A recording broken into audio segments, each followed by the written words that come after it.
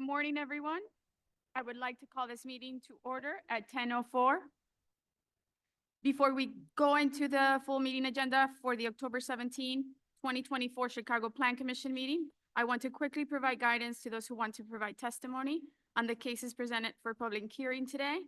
A few of you may have already submitted forms electronically, but for anyone else who may wish to testify before Plan Commission, please fill out the sheets located on the table where you enter the room. Please include your name, address, if you are for or against the proposal, and if you are here representing yourself or an organization. Please hand your sheets to one of the staff members. People who have completed forms will be called on after each item is presented. Thank you. Out of respect for other speakers, please limit your comments to 3 minutes. Please line up at the microphone behind me to my left in the order I call your name, and please do not repeat comments that have been made by previous speakers. The public comment portion of the meeting is not a question and answer session of the staff or the applicant, but an opportunity for attendees to voice their opinions on a particular proposal. Out of respect for others, please do not interrupt or disrupt the speakers. Any individual who disrupts the presentation or any subsequent comment session may be asked to leave the council chambers, or if necessary, may be escorted out by security. We will now call the roll. Commissioner Barclay? Not here. Commissioner Boatright? Thank you. Commissioner Brooks? Thank you. Commissioner Brumfield? Not here. Commissioner Burnett? Thank you. Commissioner Carney? Not here. Commissioner Castañeda? Here. Thank you. Commissioner Dowell? Not here. Commissioner Escareño? Not here. Commissioner Flores? Here. Commissioner Johnson? Not here. Commissioner Cadaquia? Thank you. Commissioner La Espada? Here. Thank you. Commissioner Lyons? Not here. Commissioner Murphy? Thank you. Commissioner Piñeiro? Here. Thank you. Commissioner Reyes? Not here. Commissioner Soto? Thank you. Commissioner Sicho Lopez? Not here. Commissioner Esposato? Not here. Commissioner Tillman? Thank you. And Commissioner Villegas? Not here. We will now approve the minutes from the September 19, 2024 regularly scheduled Plan Commission meeting. The minutes were distributed prior to today's hearing. Do I have a motion to approve the minutes from the regularly scheduled meeting of the Chicago Plan Commission held on September 19, 2024? A motion by Commissioner Burnett. Second. Second by Commissioner Boatright. Roll call vote. Commissioner Boatright. Thank you. Commissioner Brooks. Thank you. Commissioner Burnett. Thank you. Commissioner Castañeda. Yes. Thank you. Commissioner Flores. Yes. Commissioner Cadaquia. Thank you. Commissioner La Espada. Yes. Thank you. Commissioner Murphy. Thank you. Commissioner Piñeiro. Yes. Thank you. Commissioner Soto. Abstain. Thank you. Commissioner Tillman. Abstain. Thank you. Motion passes. Just a reminder, as we have returned to in-person hearings, we will take public comments for the items on the agenda after each item has been presented. If you have not already done so and you wish to speak on an item, please complete a testimony slip available at the back of the chamber. Staff members are available to assist if needed and will collect the forms from you. Next on the agenda are matters submitted in accordance with the Interagency Planning Referral Act. Do I have a motion to approve items C1 through C9, all listed under the disposition heading? I need a motion. So moved. Thank you. Motion by Commissioner Piñeiro, second by Commissioner Boatright. Roll call vote. Commissioner Boatright. Thank you. Commissioner Brooks. Thank you. Commissioner Burnett. Thank you. Commissioner Castañeda. Yes. Thank you. Commissioner Flores. Yes. Commissioner Cadaquia. Thank you. Commissioner La Espada. Yes. Thank you. Commissioner Murphy. Thank you. Commissioner Piñeiro. Yes. Thank you. Commissioner Soto. Thank you. And Commissioner Tillman. Thank you. Motion passes.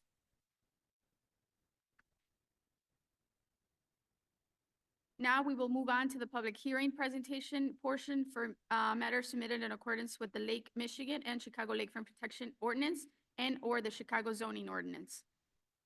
The first item today is listed as D1, a proposed Lake Michigan and Chicago Lakefront Protection Ordinance application submitted by True North RE Holdings LLC for the property generally located at 7015 North Sharon Road. The applicant proposes the demolition of an existing building and then to construct a 5-story, 20-dwelling unit residential building on a 6,837 square feet site containing 10 indoor parking spaces and 20 bike spaces. Because of the site's location in the private lakefront protection district, the proposed construction is subject to a hearing before the Chicago Plan Commission. This is item 786, and it's located in the 49th Ward. James Winter will provide the context overview and present the proposed plan. Good morning. For the record, my name is James Gwinner with the Department of Planning and Development. I am joined by representatives of the project team of 7015 North Sheridan Road project. This application has been filed for review by the Chicago Plan Commission under the Lake Michigan and Chicago Lakefront Protection Ordinance. The applicant appears here today because they're seeking to construct a 5-story multi-unit residential building at this address. The subject site is located within the private use zone of the Lake Michigan and Chicago Lakefront Protection District, and therefore the proposed improvements of the site are regulated by Section 16-4-150 of the Lake Michigan and Chicago Lakefront Protection Ordinance and require approval from the Chicago Plan Commission.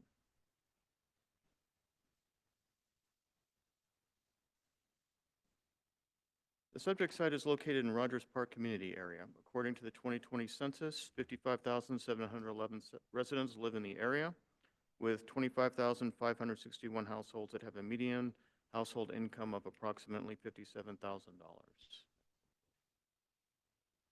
The property is located on the east side of Sheridan Road, a block west of the lakefront. The location is well served by public transportation with 2 stops for the CTA 147 bus route within 200 feet of the site, and the CTA Red Line stop at Morse approximately 1,300 feet away. The site is located in the 49th Ward, and Alderwoman Maria Haddon has provided a letter to the Plan Commission expressing her support. The site is zoned RT4, residential 2-flat townhouse and multi-unit district with a requested rezoning to B2-3 neighborhood mixed-use district. As previously stated, the site is within the private use zone of the Lake Michigan and Chicago Lakefront District. Therefore, any physical change to the property requires review and approval by the Plan Commission. The applicant, True North RE Holdings LLC, proposes to demolish an existing 3-story house on the 6,837 square foot lot to construct a 5-story, 55-foot tall residential building with 20 dwelling units of 2- and 3-bedroom units. Development will include 10 off-street car parking spaces and 20 bike parking spaces, and will comprise approximately 27,074 square feet of area. Zoning attorney Tyler Manick of Shane Banks, Kenny & Schwartz Limited, who represents the applicant, will now provide additional details on the proposal.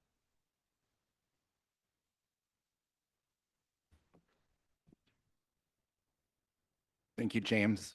For the record, my name is Tyler Manick. I'm an attorney with Shane Banks, Kenny & Schwartz. I'm joined by Adrian Marchis, Amy Marchis, and the architect Danny Alexa. As James mentioned, we're here for a private lakefront protection ordinance. As a brief procedural history, this project began with meetings with Alderwoman Haddon and her staff towards the end of last year, where we received design suggestions about this building, which were incorporated into the plans you're going to see today. Following this preliminary review with the Alderwoman's office, the applicant met with members of the Department of Planning, Housing, Transportation, MOPD, wherein their comments were also incorporated into these plans. At the end of February, we participated in Alderwoman hosted community meeting that was well attended. And following that community meeting, Alderwoman also continued to survey the ward residents for feedback about this project. At the end of this public comment period, Alderwoman Haddon was kindly enough to give her support. Thereafter, our zoning map amendment application was introduced to City Council in July. went through Committee on Zoning and was approved back in September of this year. This is the last stage of our process, wherein we have the Lakefront Protection Ordinance application to determine if there's any adverse impacts of this development on the Lake Michigan and the lakefront.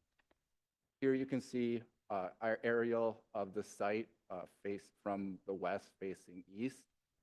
The circle represents the current residence of Amy and Adrian. It's a single-family residence where they currently reside. Hard to see because it is tucked in between two mid-rise courtyard-style residential buildings.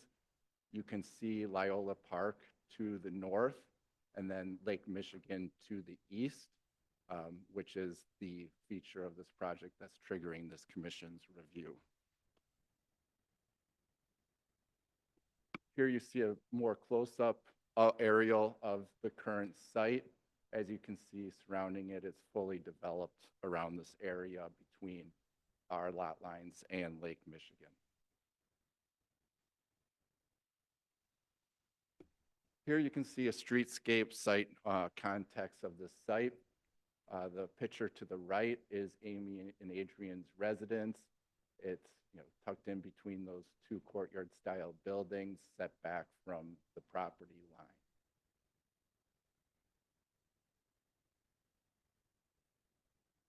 Here's a picture from the alley. The surrounding buildings, as you can see, are generally characterized as lot line to lot line buildings. Amy and Adrian's current residence is simply a large parking lot in the rear. And now I'm going to turn it over to Danny, who can talk about the site design and site planning of this project.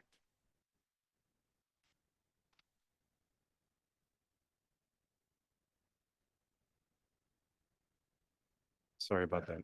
My name is Danny Alexa. I'm from the architect's office. The address is 4747 West Peterson, Suite 311. So like we have before us, this is a site plan of the whole block, and it's highlighting our lot in green. The building that we're proposing is a 5-story masonry building. And if you can go to the next slide. Yeah, this is what the front elevation would look like. We tried to incorporate a lot of glass on the front facade. It's going to be a masonry facade. Because of some of the feedback that we received from the community, we decided to add some texture to the brick facade by introducing different patterns of brick, so that way it adds more visual interest. The same, based on the comments that we had received, we set back the first floor about 4 feet from the property line, so that way the doors don't open right onto the sidewalk. Yeah, and you can see in white the massing of the 2 neighboring buildings on the left and the right. Next slide. This is the same front elevation, but a corner view, so that way you can kind of get a sense of the depth of the facade. On the left-hand side, on the left-hand side, we have open balconies, and those are set back about like 4 or 5 feet, enough for a person to sit out there. And then the rest is just large glass, bird-friendly glass, and a large open lobby on the first floor. This is a rear rendering, what you would see from the alley side. Again, facing the alley are 2 units, and so we tried to take advantage of all the natural light, and so we introduced these very large windows. And then on the first floor, that's where you have the entrance to the first floor parking garage. Next slide. This is the first of the grade floor plan, which on the left-hand side you see is the entrance with the lobby. There's a utility area for all the building amenities, the fire suppression system, water mains, gas mains, things of that sort. And then towards the back, we have 10 parking spaces, like mentioned. One of them is ADA compliant. And then we have bike spaces right next to that utility room that you see there. Next slide is the typical floor plans. As mentioned, we have 5 units per floor. On On the left-hand side, that beige color, that's the three-bedroom in the front facing Sheridan Street. And then, thank you. Oh, test, okay, thank you. The other 4 units are the 2 bedrooms, 2 baths that we had mentioned. Again, we set the building back on the south elevation so that way we can introduce natural light and vent for those units, those 3 units. Next slide, please. This is the rooftop plan. We are proposing to have a lobby by the front stairwell, and then north of that, you have the green space for grilling and for like a kind of outdoor lounge area. And then to the right of that, we have the larger outdoor green space. And that serves multiple purposes for people just to kind of hang out, sit, and enjoy the nice weather. From that point, you have a very good view of the lakefront, being that we are 5 stories tall. Next slide. These are drawings of the elevations. Like mentioned before, we incorporated a lot of glass into the front elevation. And then you can see that ornate brick pattern.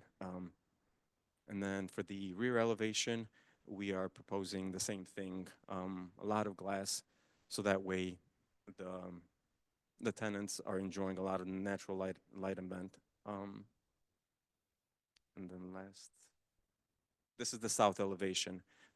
Like I mentioned, we pushed the building back from the site lines, so that way we can introduce light windows on that facade. Yeah, and Tyler will take over. Thank you, Danny. To summarize, Adrian and Amy do recognize and acknowledge the city's MBE, WB, and local participation goals, which are listed right here. In addition to the 4 on-site ARO units, the 8 on-site type A accessible units, and providing Amy and Adrian with a continued residence to stay in Rogers Park. This project, the construction budget is approximately $6 million to $7 million. We anticipate to generate approximately 86 construction jobs and then 4 permanent jobs for continued management of this building. I know that Adrian would like to say some words of thank you to the Alderwoman staff. Yeah, thank you, Mr. Kyle. Thank you, Alderwoman's office, and thank you all for being here. Thank you, Chair here. I appreciate all of you guys, and me and Amy look forward to continue developing here and building something beautiful we could share with the neighbors here. So thank you guys for being here and your time.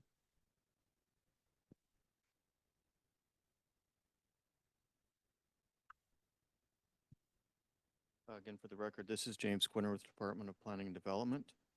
DPD has reviewed the project materials submitted by the applicant and has concluded that this proposal is in compliance with the applicable policies of the Lakefront Plan of Chicago and purposes of the Lake Michigan and Chicago Lakefront Protection Ordinance as they apply to development in the private use zone. Specifically, LPO policy number 6, the proposal increases the diversity of recreational opportunities while emphasizing lake-oriented leisure time activities by adding density and diversity to the area. The proposed project will include 4 affordable units and 4 accessible units, giving housing options to the area and more residents to promote recreational opportunities and lake-oriented leisure time activities.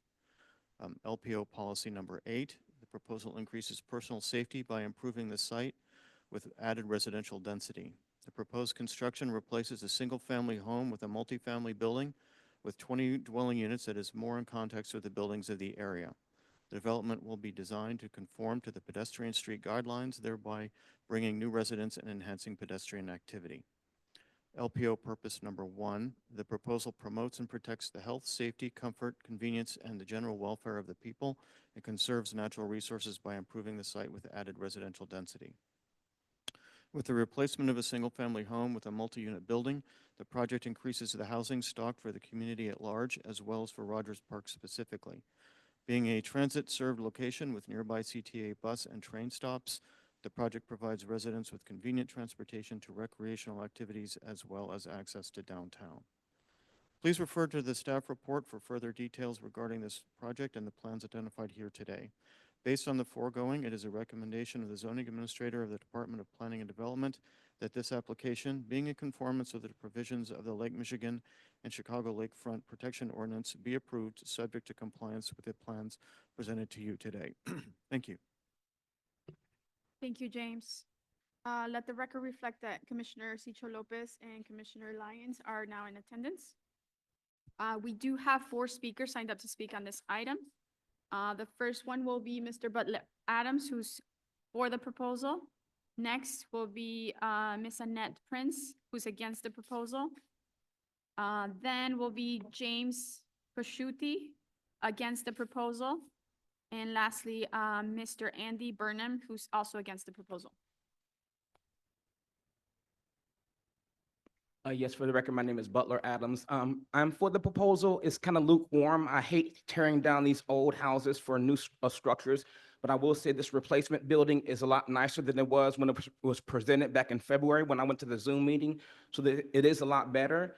And it's also a lot better than a previous proposal, not from you guys, but about 10 years ago. Jennifer Pritzker bought an old house along Sheraton, a little bit further south of you all.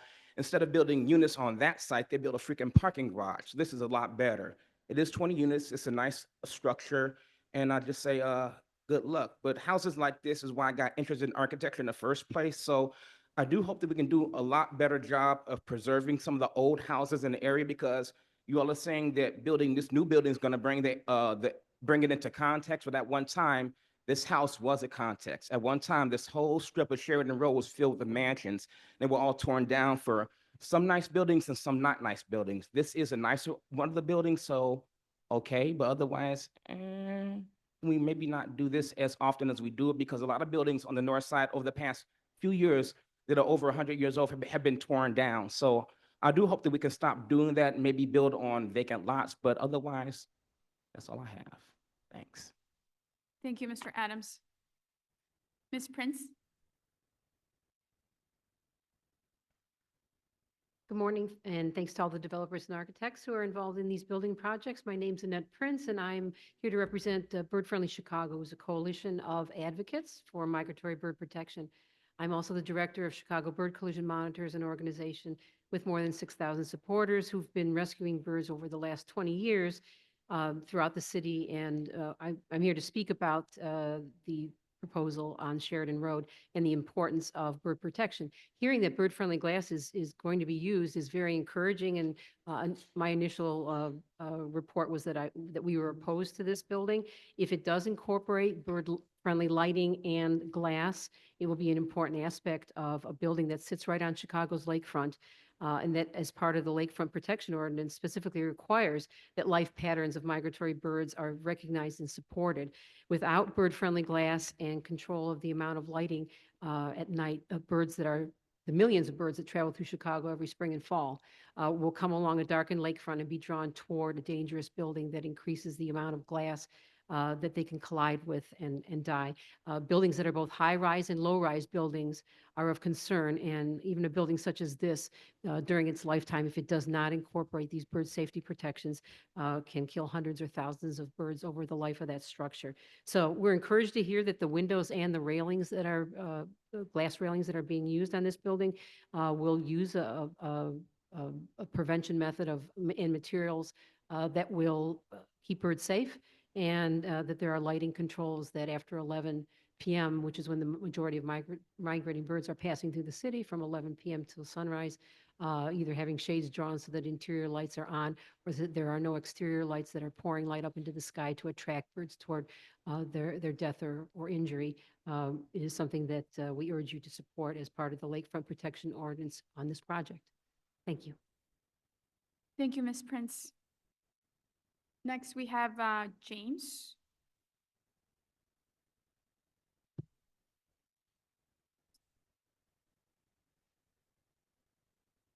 Yeah, I'm here. I've already spoke with the owners and the lawyers, and they Can you please state explained- your name for the record? James Cochiti. And so I'm going to take a pass on this because I've already spoke with the owners and attorneys. One of my main concerns was will it do to the environment, silicone and so forth, particles in the air, how long the project will go on. We also have a park there where children play on the lakefront on Greenleaf.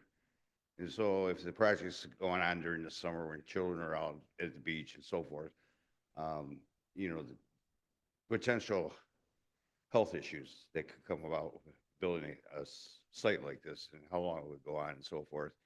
And also the possibility of damage to vegetation, trees and shrubbery. And as they mentioned, the birds as well. So those are my basic concerns coming down. Thank you very much. Thank you. And last, we have Mr. Burnham. Good morning. My name is Andy Burnham. I represent the Bird Friendly Chicago Alliance, a coalition with more than 20,000 supporters. And I'm here originally to oppose, but I'm very encouraged, like Annette, to hear that bird friendly glass is in the proposal.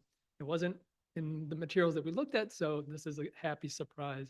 But I'd still want to ask, True North Holdings, Andrew Wong, the architects, to consider following the basic bird protection strategy in Chicago's 2024 Sustainable Development Policy.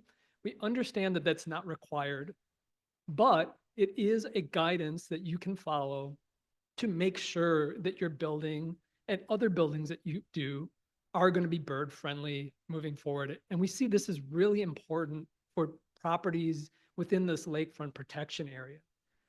We believe not taking these measures is really a violation of the Lake Michigan and Chicago Lakefront Protection Ordinance, as Annette mentioned, because it's supposed to protect the life patterns of migratory birds and that are recognized and supported. So basically, I want to highlight the importance, and I'll talk about some on the other projects as well, but I think I'm really encouraged. I want Chicago to be a leader. Cornell University has found that Chicago is the worst city in the US for birds. We should be the best at everything, but for this, we should definitely be the best. And I really am encouraged, and thank you very much for your work on this. Thank you, Mr. Burnham. Do the commissioners have any questions of the staff or the applicant?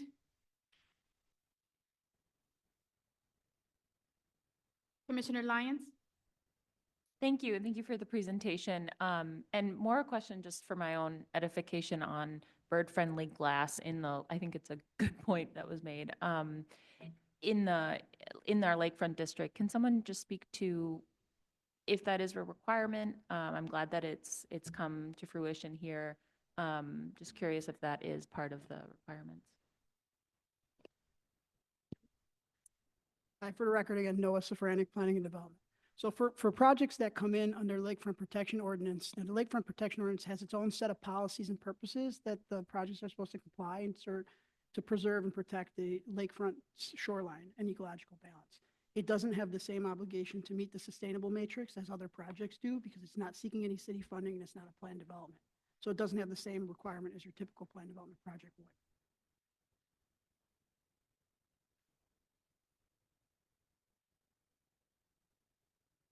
Let me add there, so the city does have a sustainable matrix policy that's been in effect for several years now. We just rewrote the policy. We've just looked at those policies that are listed on the chart, and we've changed the way they're weighted. And one of the ways a substantial change was that a significant increase to the points achieved from making bird-friendly compliance was added as part of the update to the policy. So there still remains a host of sort of an a la carte choice of building certification and other sustainable practices that you can achieve to get your 100 points in the policy. So bird friendly is one of those, but it's not a mandatory requirement for any project to hit. It's just one of the options available to get there. Clarification. Thank you, Noah. Any other comments or questions from the commissioners? Commissioner Sicho Lopez? Thank you. And I think I appreciate and thank you for the advocates who are here to make sure that this is included. What is it going to take so that, for what I understand, and the advocate said that this was a change made last minute, and I think there's an important change, here's a body for the planning commission because I think that we should all hold the same standards for every application that comes here, especially if it affects the lakeshore ordinance. Maybe that's a question for Noah or someone from DPD. What is it gonna, or what is it needed for these requirements to be applied more consistency or with more consistency here in the planning commission for every applicant, especially with a, when we have this kind of request, so it's not up to the applicant, but it's also a policy that, I think that we all have heard the issues that we have, on this particular matter, and having these policies being applied will help a lot of the commission here. And I appreciate again the advocates for coming here today, and I do think the planning commission may be able to make some recommendations. Sure, I'll start. Sierra Boatwright, Commissioner for DPD. And Alderman, what we were referencing is our newly updated Sustainable Development Policy, where we acknowledge the importance of incorporating bird-friendly glass. And while it's not a requirement, to Noah's earlier point, there's a 100-point rating system, and bird-friendly glass is weighted heavier than some of the other items. And so it's another way to incentivize developers to incorporate it.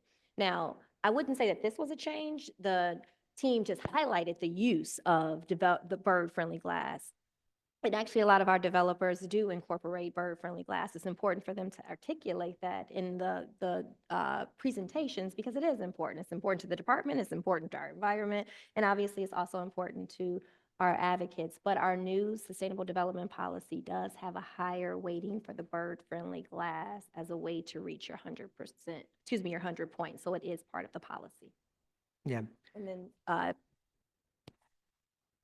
Yeah, Alderman Patrick Murphy with the Department of Planning. And then the other thing about consistent application, there are various regulations that apply when an applicant receives some benefit through an action by city council. So in many cases, map amendments, whether it be through ARO or plan commission approval as it relates to plan developments with voluntary compliance or reporting of MBE, WBE standards, those are instances where an applicant is receiving a benefit by a city decision. Under the Lakefront Protection Ordinance, this is not a zoning regulated portion of the municipal code. It's in a separate chapter, and it does not convey that type of benefit to an applicant whereby we can then impose upon them either through policies or through ordinances additional requirements. Thank you. I appreciate that. And maybe, I'll be interested in working with the advocates in terms of what we can do, just in terms of making sure that our code is more friendly. I think that it's important for development to happen around an ecosystem that is clearly being affected. So I will welcome the maybe suggestions of how we can do. Patrick, I think you have a follow-up. So we, again, Patrick Murphy with the Department of Planning, we have been working for a number of years, even before this administration, on potential revisions to the Lakefront Protection Ordinance. This is an ordinance that went into effect over 50 years ago. There are many elements of it that I won't say necessarily are outdated, but they could certainly be modernized to reflect both development and trends that take place along the lakefront, and more efficient ways for the city to enforce those regulations and oversight. So that could certainly be something that is considered in a future version of it that would ultimately take a decision by city council to revise. Fantastic. Maybe with the chair, maybe there's something that maybe the plan commission can take on, because I think it's being amended, and I think we've seen the effects of this. And I welcome, and I thank the applicant for being conscious and mindful of that. I think this is something that we can look into policy. I appreciate it. Thank you, Yeah, Patrick. thank you for bringing that up. Something definitely that needs to be said and talked about more in depth. I do know, okay, Commissioner Burnett? Thank you, Madam Chairman. I just want to ask, so I'm sure the Alderman had a community meeting. How was the community meeting?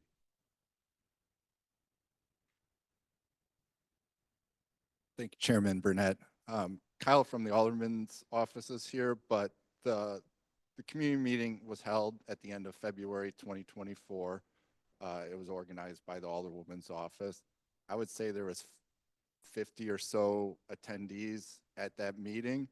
And then following the meeting, Alderwoman Haddon conducts a ward survey where everybody can give feedback to the project over the course of the next few weeks.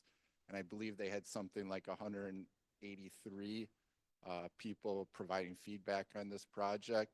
And I think the percentage of favorability to this project was about 75%. All right, thank you.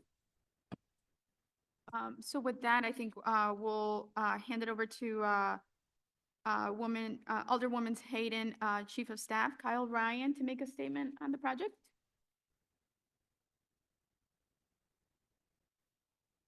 Thank you, and good morning, Commissioners. My name's Kyle Ryan. I'm the Deputy Ward Director for the 49th Ward. Thank you for promoting me, though. I'm here today to offer our enthusiastic support from the 49th Ward Office and Alderwoman Haddon. The applicant, True North RE Holdings, is seeking a zoning change from RT4 to B23 to convert their single-family home that they've lived in for multiple years into a 5-story, 20-unit building, which they will keep 1 unit as a private residence for themselves to live in as well. We held a community meeting regarding this proposal on February 26th, 2024, and held a subsequent community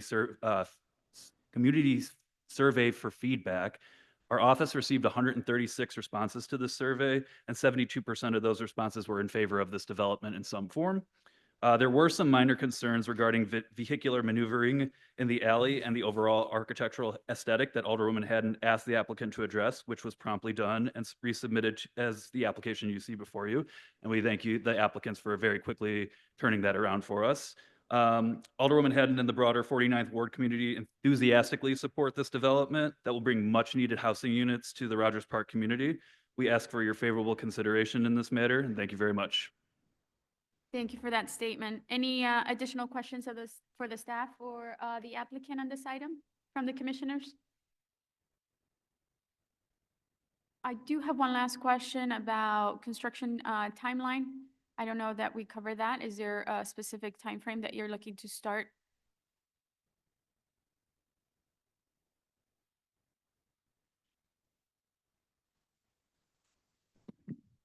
So within the next year and a half, they're going to submit for their full building permit.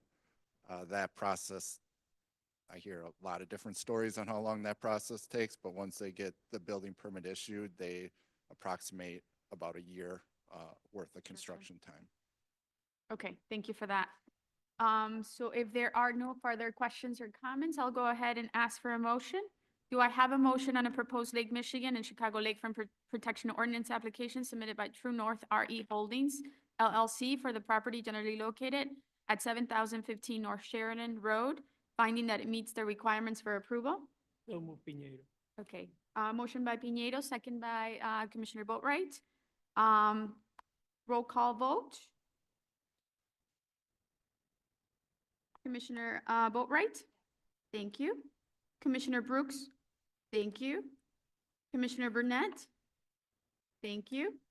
Commissioner Castañeda? Yes. Thank you. Commissioner Flores? Yes. Commissioner Cadaquia? Thank you. Commissioner La Espada? Yes. Thank you. Commissioner Lyons? Thank you. Commissioner Murphy? Thank you. Commissioner Piñeiro? Yes. Thank you. Commissioner Soto? Thank you. Commissioner Sicho Lopez? Thank you. Commissioner Tillman?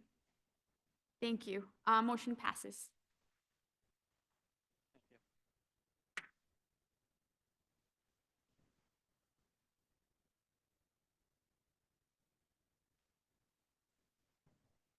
The next item today is listed as D2.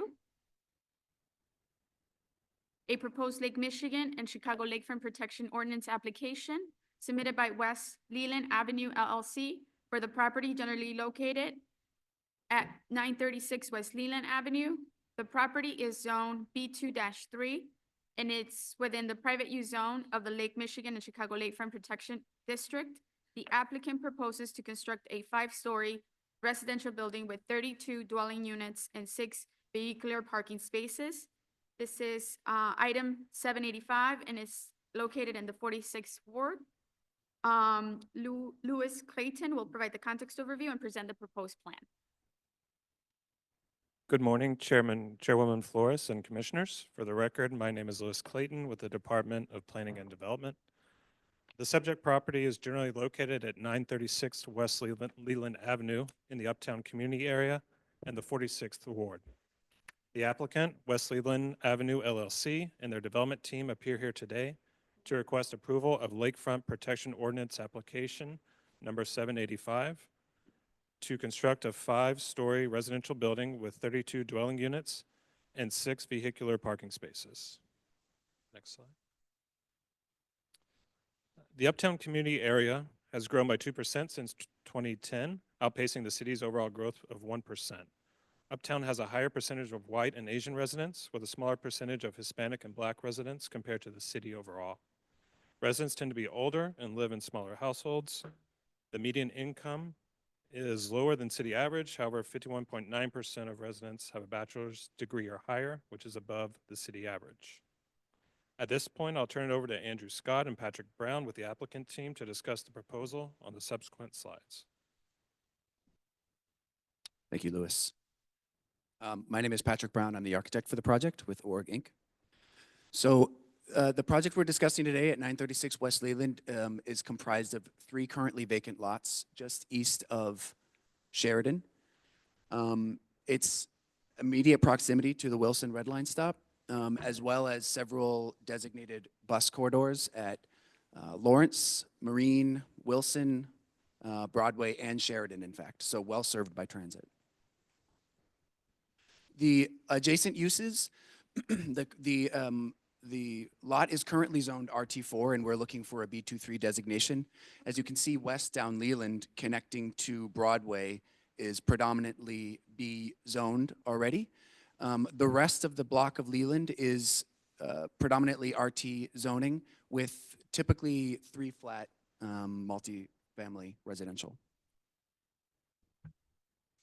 So here's an aerial view of the project, where you can see clearly that it's well within the context of the neighborhood. To the east or to the west, as I mentioned, are the larger B-zoned properties.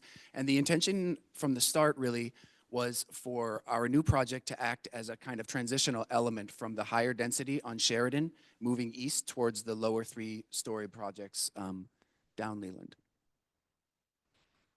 So here's the primary elevation. It's an interesting project for us because it's an infill project in that it's bound tightly on both the east and west. So the primary facade is definitely this one, which faces south on Leland. You can see the elevation is composed of a kind of a gridded facade, primarily of precast concrete and concrete masonry veneer with a fluted texture.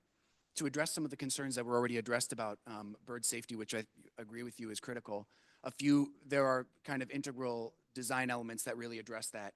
The recessed balconies and the vertical piers and horizontal kind of articulation provide a lot of shading and muting of the reflectivity on the glass, which is a critical component to bird safety, as well as the variability of the glass itself. We don't really have any big, large panes of glass. It's split up kind of to articulate bedrooms and living spaces across the facade. So we've integrated some of those ideas. And you can see the existing condition. It's 3 blank lots. You can go ahead to the next slide. Thanks. I think this view is helpful to kind of articulate what we're talking about, the transition from the larger buildings on Sheridan moving east. One key feature is that the 5th level is actually recessed, is set back from the street to kind of reduce the apparent mass of the building on Leland itself.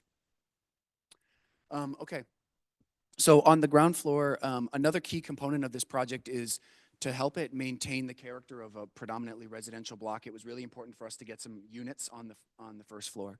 So there are 2 apartments on the first floor, a shared lobby. It connects to some shared amenity spaces, and at the rear of the building will be 6 vehicular parking spaces and 36 bicycle spaces, as well as some additional bike parking in the garage, where we can accommodate some larger family-sized bicycles. Levels 2 through 4 are all providing 8 units per level, typically. Levels 2 and 3 are identical.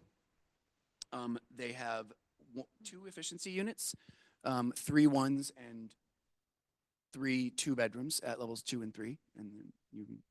And then at level 4, we again have 4 units, but here we shift the balconies out to the corner so that we can squeeze a 3-bedroom unit. And this was done through a desire from the owner to kind of provide a variety of 2 and 3-bedroom units in the project. And then I'm sorry, Andrew, at the 5th floor, as I mentioned in the renderings, the 5th floor is recessed from the street to kind of create this generous balcony for those units. And there are 6 units on the 5th floor, one bedroom and the rest are 2-bedroom. Okay, and then the proposal includes a shared public roofed deck. Touching back on the south elevation, I think I mentioned the primary building materials here are precast concrete, expressing kind of a strong vertical grid and horizontal banding. The deeper elements where there are recessed balconies will contain planters for those southern recessed balconies. And then the other materials of note are the balconies, the balcony railings themselves will be a stainless steel mesh to kind of allow some transparency through those. And then clear low E coated insulated glazing. The east, west, and north facades are all essentially covered by their neighbors. But even in that case, we're providing a masonry veneer with black painted steel balconies. So you can flip through these, Andrew. Thanks. That last elevation was the alley, the alley facade, and then the west elevation. Typical floor-to-floor heights are 12.5 feet for the residential, levels 2 through 4, with 15 feet at the ground floor, which results in approximately 10.5 foot clear within the units, and an overall building height of 63 feet. Just a couple additional renderings and details of the primary elevation along Leland, showing kind of the quality that we're looking for. It was really important for us to provide a lively a lively facade here with the recessed balconies kind of moving around to ensure that it really unifies with the residential block. I think we talked about the precast concrete and the texture of the infill materials. Okay. So we initially put in our application for the lakefront ordinance last year. We've had several meetings since then. We met with the local Chamber of Commerce as well as a Zoom community meeting, which didn't seem like it was quite as well attended as the first one. I think maybe we had 20 to 30. But in all of our interactions with the community, the Alderperson's office, the Chamber of Commerce have been overwhelmingly positive and supportive of the project. There are some key changes that we addressed here, and I think I addressed a little bit in the presentation. We got feedback specifically from the community about ensuring there's adequate privacy for the first floor units, which we've addressed by kind of revising a little bit the layout of the ground floor units, but also enhancing the landscaping there to create a buffer between the public zone and the private. We got a lot of comments about ensuring that there was appropriate access to the mail and package room, because I think that obviously in Uptown, that's a huge issue of Amazon vans blocking streets all the time. So we reconfigured the first floor so that the mail and package room was directly accessible from the alley. Then also a couple, I mentioned the bike parking, which we had requests for, and then obviously in coordination with the Alderperson's office, we are providing all affordable units on the site, which this next slide addresses. We have 6 total required on site and 6 provided. 1 studio, 2 1-bedrooms, and 3 2-bedrooms. Okay, and then so our estimation at this point is the project budget will be $9.5 million. 50 temporary jobs, construction jobs provided as a part of that. As I noted, all 6 affordable units will be on site. And as I also mentioned, the lot has been vacant as far back as Google Earth will let me go back. So at least the early 90s, who knows why. And then the only thing I will mention is the question of construction timeframe. Our target is for spring of 2025 construction, and we estimate 12 to 14 month construction period.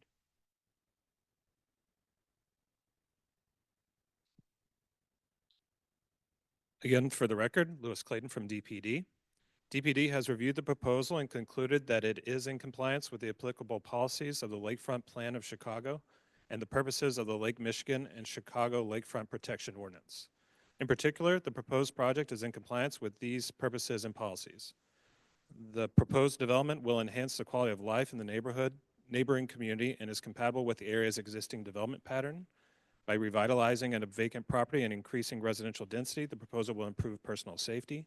The project aims to harmonize the lakeshore parks with the community by incorporating high-quality design that aligns with the urban fabric, ensuring continued residential use in the private use zone. And the applicant has consulted with Alderwoman Clay and various city agencies, and the proposal aligns with the existing development pattern in the neighborhood. Please refer to the staff report for further details regarding this project and the plans identified here today. Based on the foregoing, it is the recommendation of the zoning administrator of the Department of Planning and Development that this application, being in conformance with the provisions of the Lake Michigan and Chicago Lakefront Protection Ordinance, be approved subject to compliance with the plans presented to you today. Thank you. Thank you, Louis, and to the applicant for the presentation. We do have two speakers signed up for this item, Ms. Annette Prince and Mr. Andy Burnham.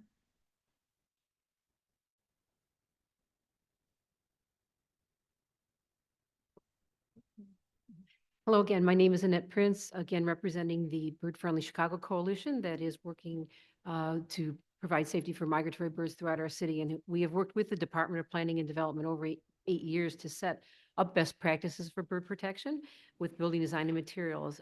And although that is not required for a project such as this, these best practices certainly point toward what the Lake Michigan and Chicago Lakefront Protection Ordinance is designed to emphasize, and which is that the life patterns of migratory birds be recognized and be supported. This building and project is in a critical area where millions of birds travel every spring and fall. And it again was encouraging to hear that people are putting ideas of bird safety into both their design and the materials that they're using.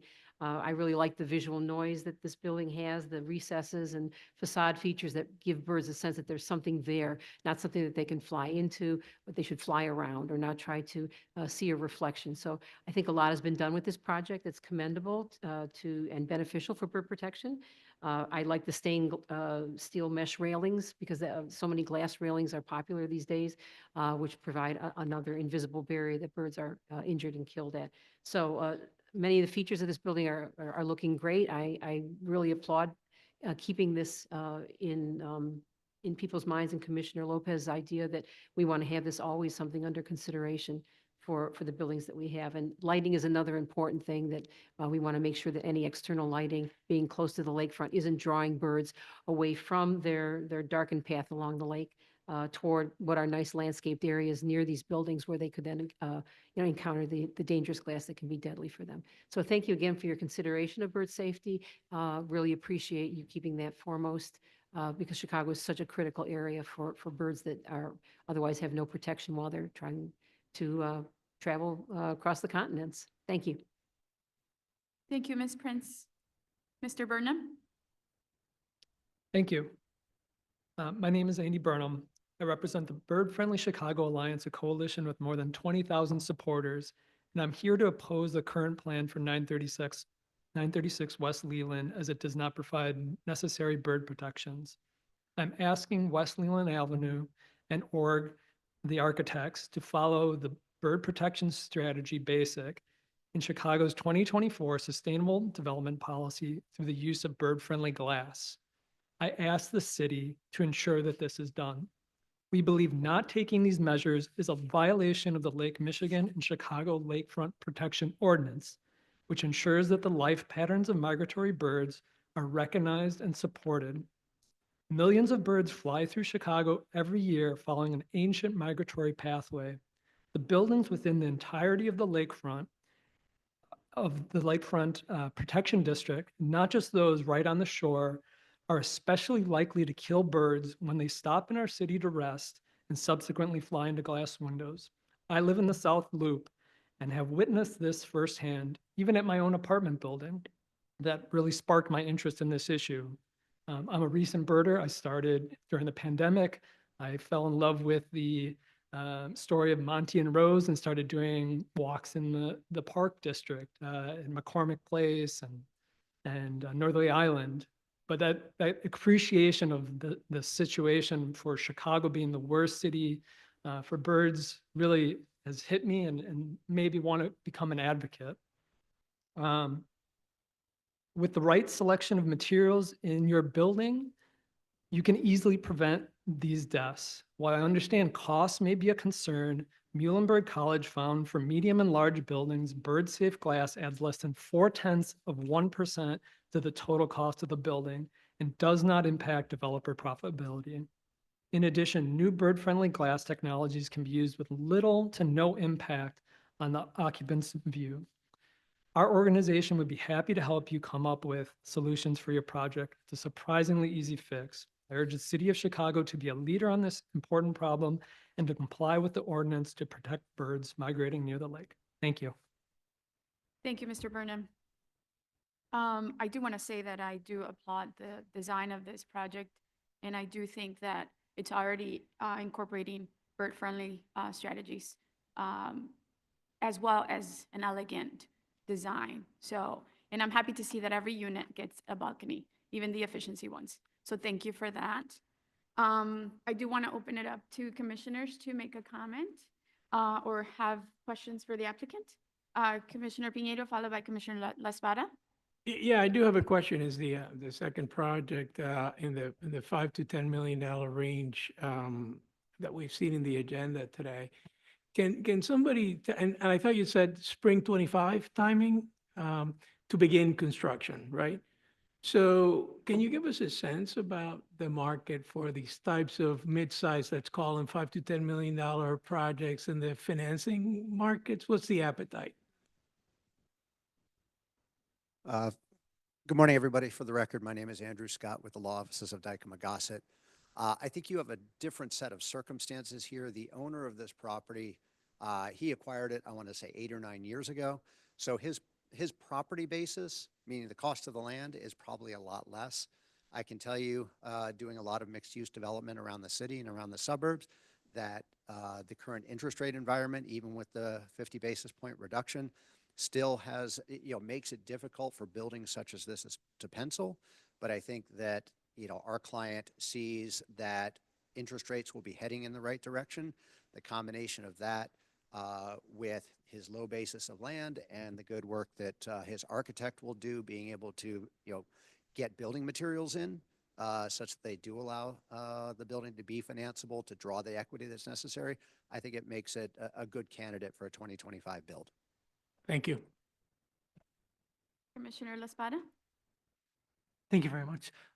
It really is a lovely building. I love the textures, the architecture. I appreciate the mix of unit types. There's competing perspectives on the bird-friendly design. I understand the need for glazing, and I'm sure that's something you can bring further consideration to. I had 2 questions related to the actual units. The efficiency units that we saw, what is the square footage of the efficiency units?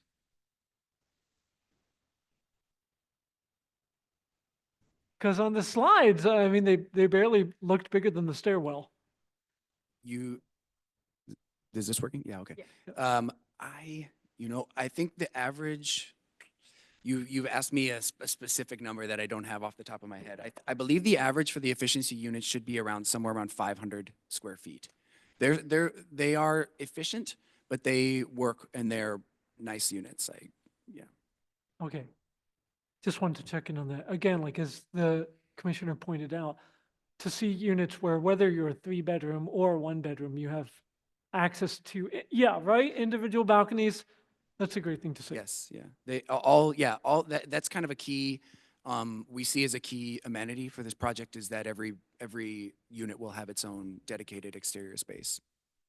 I appreciate that. I also wanted to ask, because I saw that you're doing the affordable units on site. Can you talk about the mix? Here it is. And the income grading, and this answers the question that I had. Little smaller. I appreciate that. Thank you very much. Thank you, Chair. Thank you. Any other questions or Commissioner Cicho Lopez? Around the affordability. So how many units total are there in the building? And I think I was going to ask about the same thing in terms of the affordability requirement. And in what ward is this again? If you can remind me, what is the ward? We're in Alderman Clay's ward, which is 46. Okay. There are 32 new units and 6 will be affordable. These are for sale, correct? No, these are rentals. These are rentals. So is it 36 total with 6 affordable? 32 total. 32 total yes, with 6 affordable. correct. Um, what is it, what is the minimum requirement? I just want to make sure that this is what is the minimum requirement for this kind of 20% here. 20%? So this is 25%, right? Or no, 20%. So Alderman, the minimum requirement, correct, it is 20%. I think where the give and the take that occurred with the community is that the applicant would be allowed to provide 50% on site and also to buy out 50%. And again, there were a lot of discussions about more affordability in this area of Uptown. And so the developer, with some changes to the building, was able to get all 20% of the units on site. Got it, got it. Just wanna double check on that. And I, definitely having the more on-site, I do think in terms of creation of units is always helpful. So just wanted to just double check on that. Thank you. Thank you. Any other comments or questions from the commissioners? Commissioner Brooks? Thank you, and thank you for the presentation. A couple questions. One, on the AMI mix, you've got 6 units and 5 different income tiers. As an affordable housing developer, having that many different income tiers for that small bucket of units can sometimes cause compliance challenges. Can you talk about the rationale for doing 5 different income tiers for the six units? I understand you're trying to get to 60% average, but can you kind of speak to, is it a market demand to have these different income tiers, or what's the rationale? Thanks very much for the question again, Andrew Scott. This was a desire of the Alderwoman to have a different mix to get us to the 60%. Okay. And then, thank you for that.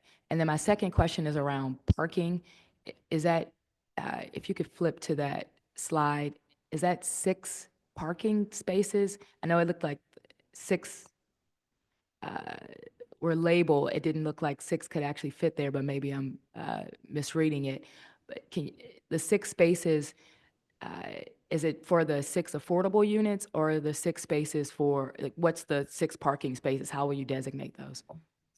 They will be on a first come, first served basis. Okay. Our expectation, you heard Patrick say that we're really close to the red line, multiple bus lines. And so the hope is that there is, very low demand for cars, particularly, I don't know if you've been in this area of Uptown, but it's pretty dense and along like these little pocket streets as you get towards the lake. And so it's 6 spaces for whoever wishes to rent them. Okay. And did you need to do the 6 spaces, or could you have done away with the certainly not trying to do a redesign here at all, but just could you have done away with the parking and shifted some of the utilities to the side and even added another unit along the corridor, along the corridor there, or along right beside the other 1-bedroom there? I think we certainly could have reduced the parking further. Again, in community discussions, I think there's always some level of comfort within the community that there is some parking available, either for tenants themselves or for guests. So the answer is yes, we could have done away with them, but in the spirit of compromise and trying to get community support, we provided some level of parking. Yeah, understood. All right, thank you. Any other comments or questions from the commissioners? Okay, not seeing any more hands. I know Alderwoman Clay or Alderman Clay is not here, but we do have a letter of support from their office, correct? Thank you. So if there are no more questions or comments from commissioners, I'll go ahead and ask for a motion on this item.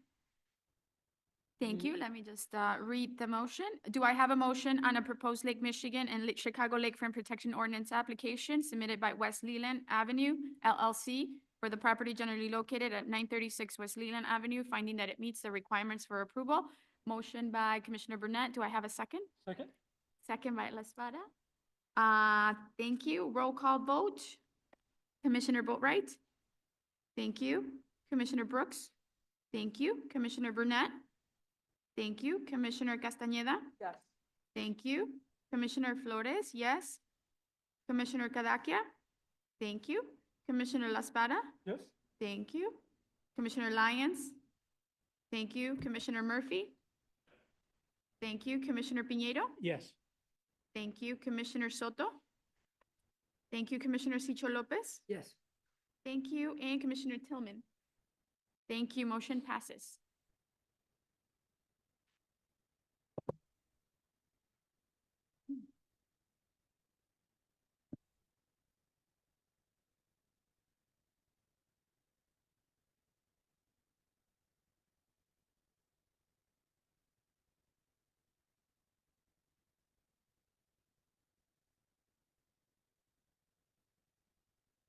The next item today is listed as D3, a proposed amendment to residential business plan development number 1404, submitted by 3300 North Clark LLC for the property generally located at 3300 North Clark Street.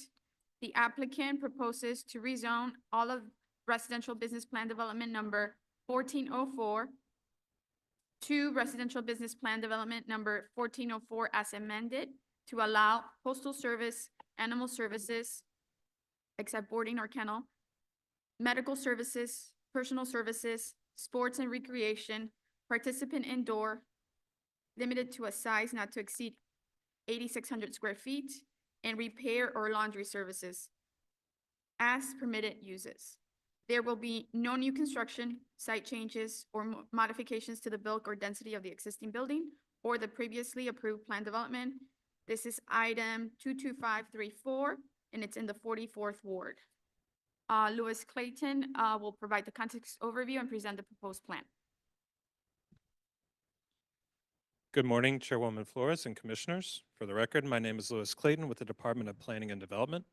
The subject property is generally located at 3300 North Clark Street in the Lakeview Community Area and the 44th Ward. The applicant, 3300 North Clark LLC, and their development team appear here today for the purpose of requesting approval of an amendment to residential business plan development number 1404 to allow additional permitted uses. There will be no new construction, site changes, or modifications to the bulk or density of the existing building or the previously approved plan development. This request has been submitted as a mandatory amendment to a plan development due to the resulting change in the character of development. Next slide, please.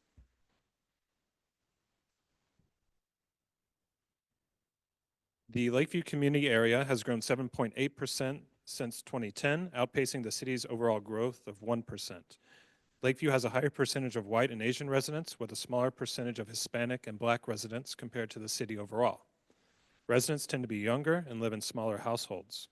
The median household income is over $100,000, and 83% of residents hold a bachelor's degree or higher. At this point, I'll turn over to Tyler Manick with the applicant team to discuss the proposed PD amendment on the subsequent slides. Thank you, Louis. For the record, my name is Tyler Manick. I'm an attorney with Shane Banks, Kenny and Schwartz. I'm joined here by David Blitz, who through his company owns 3300 North Clark. The application here today seeks to amend PD 1404 to add non-residential uses that were inadvertently omitted from the final PD ordinance. Specifically, we're seeking to add postal service, animal services except boarding or kennel, medical services, personal services, indoor participant sports and rec, and consumer laundry service. Currently, the PD use statement is limited to dwelling units, financial services, office, general retail, food and beverage retail sales, eating and drinking establishments. The underlying zoning to PD 1404 is B35, and the B3 zoning district is a predominant zoning district in the area. Each of the proposed new uses are permitted in the B3 zoning district and are common in mixed-use buildings similar to ours. PD 1404 was approved back in 2018 to permit an 8-story mixed-use building with 8,492 square feet of ground floor commercial space, 20 indoor parking spaces, and 140 dwelling units on the upper floors. The construction of the building was commenced in 2019, and it was completed in 2020, at which time this building was fully occupied on the residential portions, but the commercial portions still are working on re-tenanting.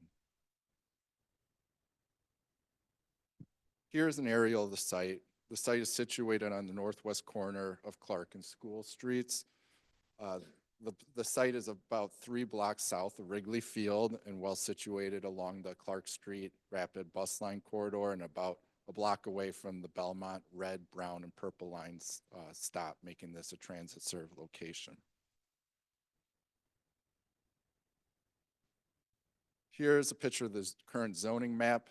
As mentioned before, the surrounding zoning districts like PD 1404 are predominantly B3 zoning districts where the proposed uses proposed today are each permitted.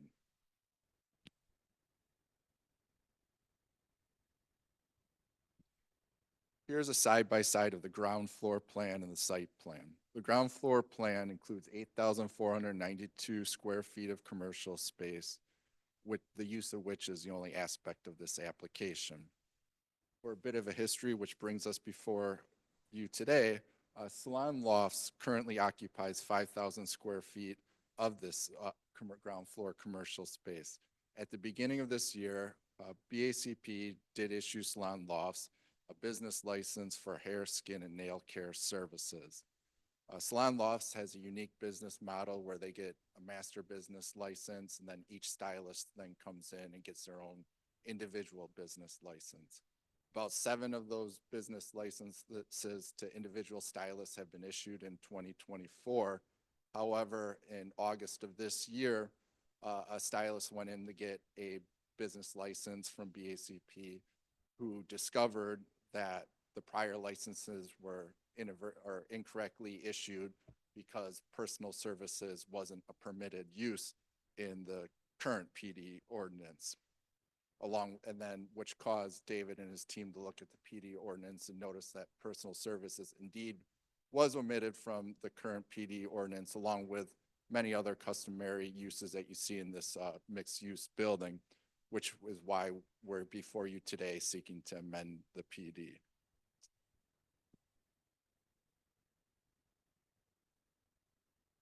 Here's pictures of the building as it currently sits.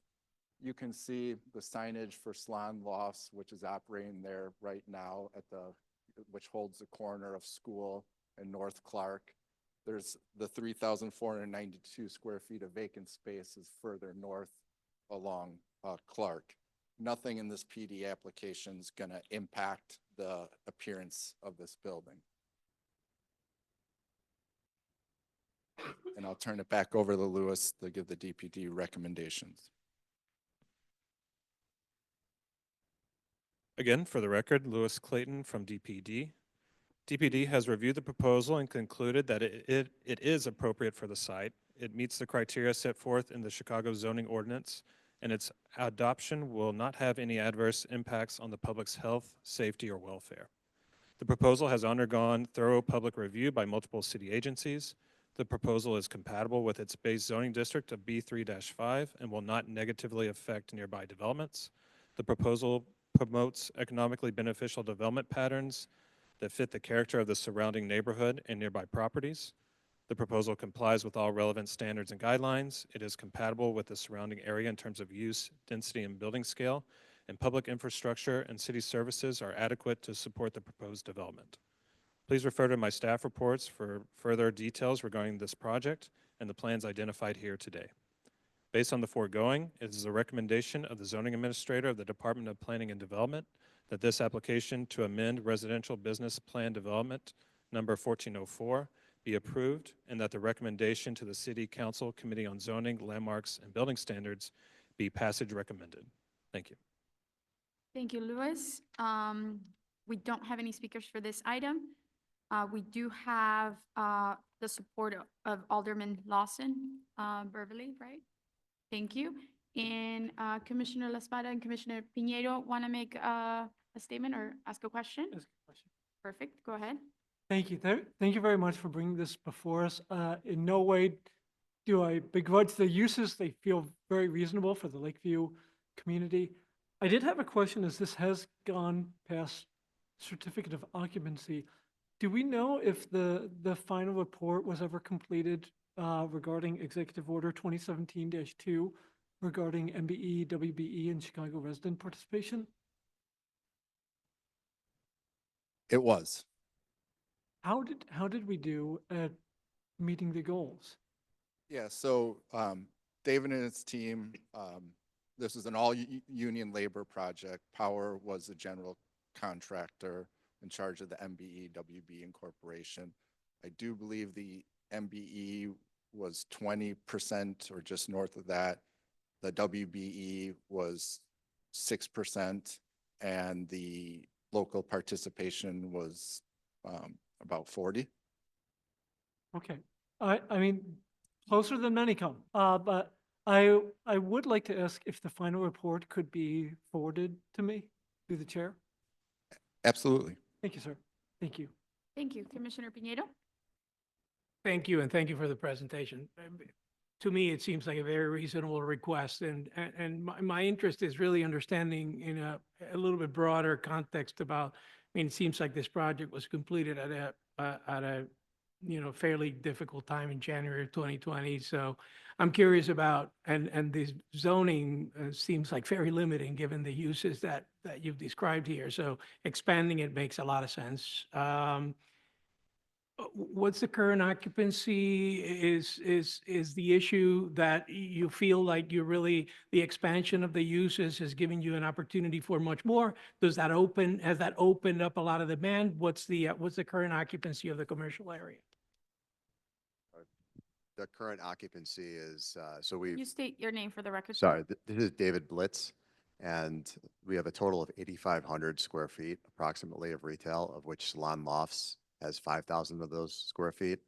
And we have 3,500 square feet that we're still marketing and trying to fill. Mr. Bliss, that's what you're targeting for these, for these expanded uses? Yeah, yeah. Any sense, is there appetite? What's the market looking like? Yeah, I mean, there's definitely appetite, but as you know, we take into account the use, the credit, and want to make sure that it's a really good beneficial use for the neighborhood as well. And obviously, this was an oversight, so we didn't realize that some of these uses were not included until a few months ago, so. Okay, very good. Thank you. Thank you. And I forgot to mention that Commissioner Carney is now in attendance. Any other questions or comments from the commissioners on this item? Nope. Okay. Well, then we will go ahead and ask for a motion. Do I have a motion on a proposed amendment to residential business plan development number 1404 submitted by 3300 North Clark LLC for the property generally located at 3300 North Clark Street, finding that it meets the requirements for approval? So moved, Commissioner. Thank you. Motion by Commissioner La Espada, second by Commissioner Piñeiro. Roll call vote. Commissioner Boatright? Thank you. Commissioner Brooks? Thank you. Commissioner Burnett? Thank you. Commissioner Carney? Thank you. Commissioner Castañeda?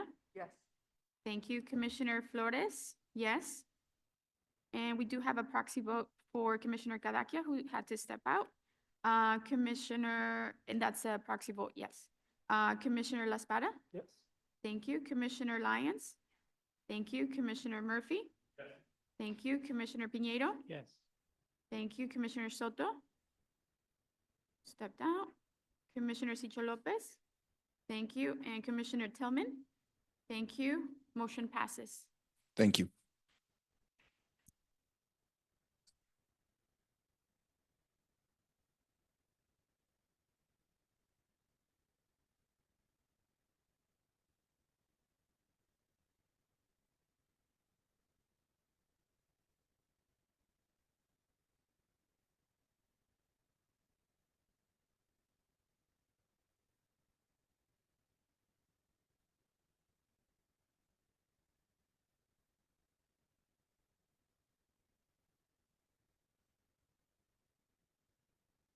The next item today is listed as Z4. A proposed amendment to business plan development 487 submitted by Commonwealth Development Partners LLC for the property generally located at 500 North Michigan Avenue. The applicant proposes to amend Plan Development 487 to convert existing office space into 320 dwelling units. The existing building's height will be increased to 322 feet and 68 accessory parking spaces, no self-parking spaces. And a loading berth will be provided as well. A 0.5 FAR bonus will be taken, and the overall FAR for the plan development will be 22. This is item 22532, and it's in the 42nd ward. Omar will provide the context overview and present the proposed plan. Good morning, Commissioners. For the record, my name is Omar Smailobegovic with the Department of Planning and Development. This proposed development is generally located at 500 North Michigan Avenue and is located within the near North Side community area within the 42nd Ward. The applicant, Commonwealth Development Partners, and their development team appear here today for the purposes of amending Plan Development 487 at the subject site. This request is being submitted as an amendment to Plan Development 487 as required by the Chicago zoning ordinance for changes to a plan development that increase the maximum permitted floor area and for changes that increase the maximum number of dwelling units allowed by more than 5%. The subject site is located in the near North Side community area, which is a vibrant urban area with a population of over 100,000 residents and with a higher than average educational attainment and per capita income. The subject site, shown in red, is located at the northwest corner of North Michigan Avenue and East Illinois Street. The site is adjacent to a mix of high activity commercial development as well as high density residential development on what has long been a bustling urban corridor. The site is served by numerous CTA train and bus lines, and the site's preceding zoning district of DX16 downtown mixed use matches that of the surrounding sites. I will now turn it over to Katrina McGuire with the applicant team to discuss the proposed project. Thank you, Omar. Good morning, members of the Plan Commission. Katrina McGuire from Thompson Coburn here on behalf of the applicant. It's my privilege and pleasure to be here this morning with Matt Ferris from Commonwealth Development Partners. Commonwealth is a Connecticut-based development company, and I'm pleased to be here for their first large project in Chicago. Also with us today is Evan Bartlett from GREC Architects. As noted by Omar, we're proposing an adaptive reuse of the existing office and commercial building with up to 320 residential units. The site is on iconic Michigan Avenue, but also has a lower level access on Lower Illinois and Lower Michigan Avenue as well. Land uses, as noted by Omar, include a variety, including office, retail, hotel, and residential. What do I push? Oh, this one, sorry. Okay. A little bit of historical context about the building. The building was constructed in 1967 and was designed by Skidmore, Owings, and Merrill, and was the first building to use a framed tube structural system for an office tower. This was pioneered by an engineer that was employed by SOM. In 1989, the open arcade at the base was enclosed to accommodate retail. This slide's a bit out of order, but again, this is just an aerial view of the building showing the location of the building on the west side of North Michigan Avenue. The building, it should be noted, is currently at approximately 30% occupancy for the office portion, so it is certainly ripe for reuse. Too many buttons and pages here. For some pedestrian context here, on Michigan Avenue and then on the right side of the screen, Lower Illinois, these are the views as they currently exist. These are really the two locations where the most outwardly visible changes to the development are going to occur, and Evan's going to discuss those in a little bit more detail. But essentially, it's going to include the addition of some landscaping and planters along Michigan Avenue, improvements to the stairwell that leads from Michigan Avenue down to Lower Illinois, pedestrian lighting, and a mural along that Lower Illinois facade. And key to sort of maintaining traffic flows and eliminating as much traffic off of Michigan Avenue as possible is directing all deliveries and drop-offs to Lower Illinois. These are just some additional views of the building as it exists. On this slide, I just direct your attention to the last picture on the right side, the northwest corner. And that when you can see a plaza that is accessed from Michigan Avenue, it is directly over the sidewalk on Lower Illinois. It's essentially what sort of creates that canopy at the lower level. That area currently includes outdoor restaurant seating, and that area will remain open to the public per the terms of the PD ordinance. This development conforms to the various applicable planning documents which encourage residential uses in historic buildings and encourages the strengthening of retail on Michigan Avenue, which certainly the addition of substantial density here will hopefully enhance and help the retail versus the underutilized building as it currently exists. The project team did meet with SOAR in early summer, and from that meeting, several good ideas for this development really did come out. SOAR was very supportive of the reuse of the building and conversion to residential, and as noted previously, they were really the genesis of some ideas for enhancing the pedestrian friendliness of the site and improving, the Michigan Avenue side walk and streetscape there with some additional planters, et cetera. And with that, I'm going to turn this over to Evan Bartlett, who will talk about some of the details on the floor plans and the redevelopment.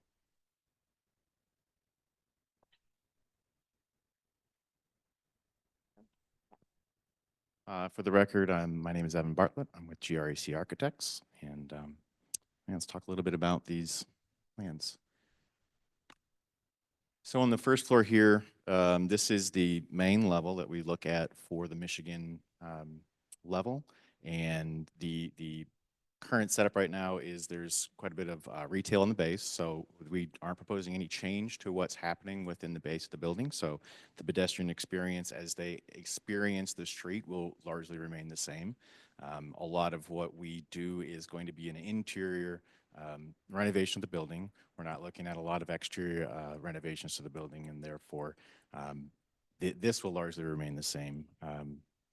The pieces that we talked about with regards to the improvements to what the pedestrians will experience, we'll talk about a little bit more as we go through this. But the large takeaway here is we're going to have the opportunity to do a few things on Michigan Avenue that will increase the experience and really kind of drive what's happening and how people are experiencing the street there, including some of the landscape pieces, the stairwell that is there. We do have a stairwell there that leads down to Lower Illinois and some of the other areas that are down below the street there. So we'll have an opportunity to sort of bring that up to a little bit better visual experience for our pedestrians as they walk by. On the lower level here, on the first level here, the ground level here for the building, we said it's retail. We'll have some adjustments to how we use the building because as we're going to be looking to change this into something that's largely residential, which is frankly a pretty exciting thing. There's some changes that will need to take place. Mailboxes and things like that will need to be added, and some other things will need to be sort of tweaked within the area to bring this up to something that'll be helpful in terms of what people are going to be using in the residential spaces. But largely will remain the same. And then as we spoke, along the south side of the plan there is a zone that leads back to, currently it's Chick-fil-A, which we anticipate will stay Chick-fil-A, but that space will be more public oriented. So one of the things we want to do there is really beautify that with some greenery along the edge there, which we can talk about going forward. Looking then at the lower level there, this is now the Lower Illinois Street area. We talked a little bit about loading being down there. Again, a lot of this is an existing condition, which is great. Some of the things that we are going to be looking at doing, though, is proposing sort of a standing zone down there for cars. One of the things that we really want to do is make sure that we're not interacting too much with how Michigan Avenue is working right now. And so we're proposing to bring a lot of that down to the first level there, the lower level on Illinois, to sort of relieve that from being something that disrupts Michigan Avenue and the pedestrian experience that's happening up there. And we don't want to mess with any of the traffic that's happening up there at that time. So we're proposing to bring that down. That's currently pending approval, but that is the plan of attack for getting that down there. Other things that are going to be happening in the basement here or in the lower level here will also be things that will accommodate the transition to a residential building, which you can imagine will be a lot of different amenity type things that are really important to residents that are coming down to this space here.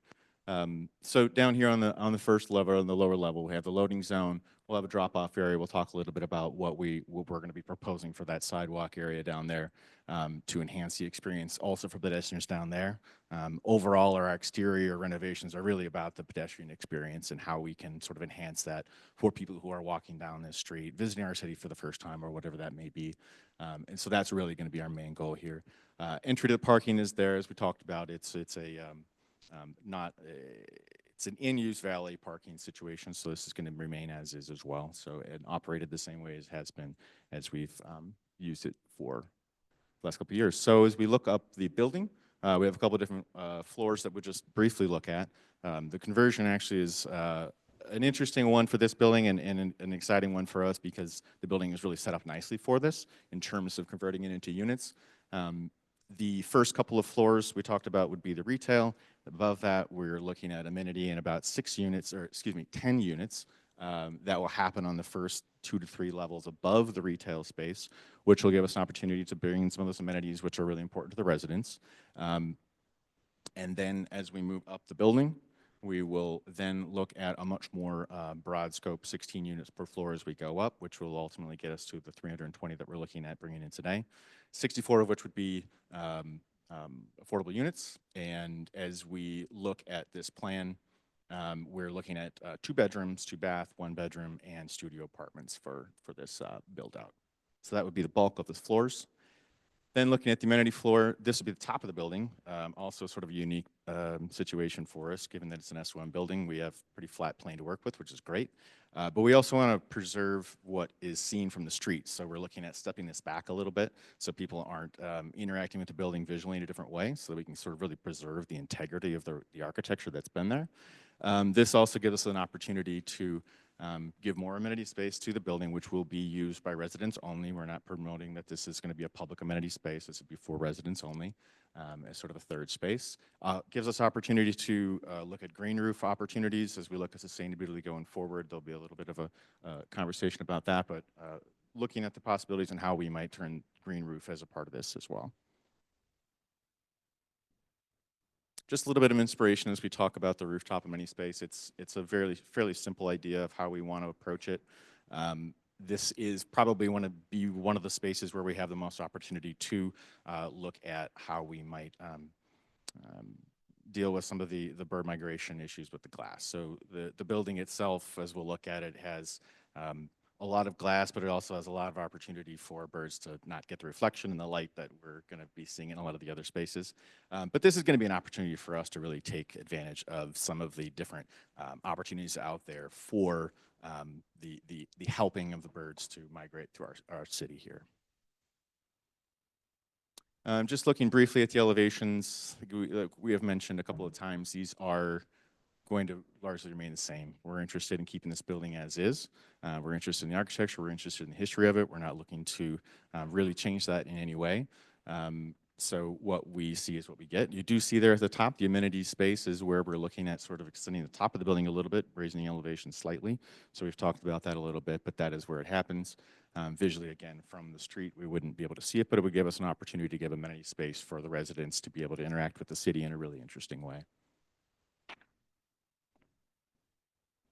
Just a couple of other elevations, the west and the south. So again, this is a twofold thing for us. One is it's relatively largely an interior renovation.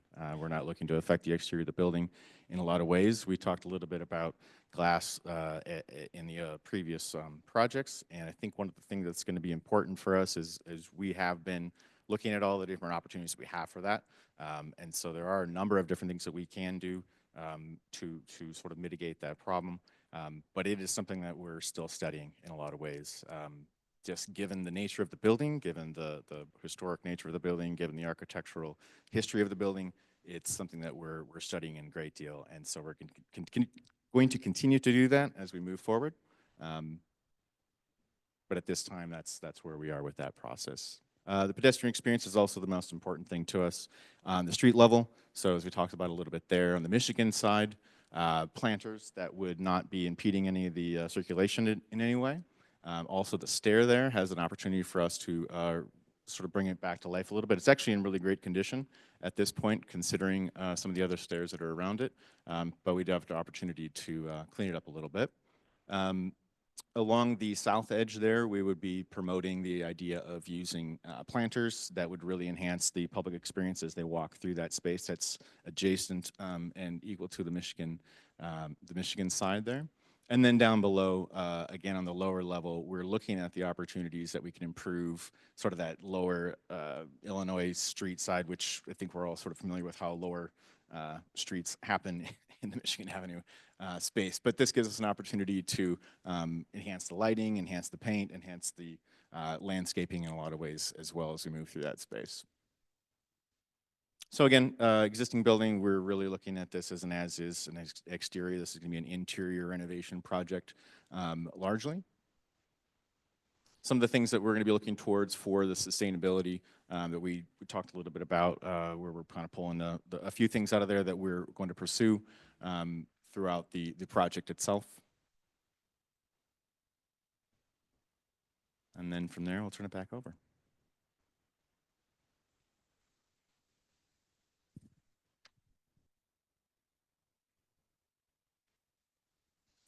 Thank you, Evan. Yeah, just briefly in closing here, wanted to address the ARO compliance on the site.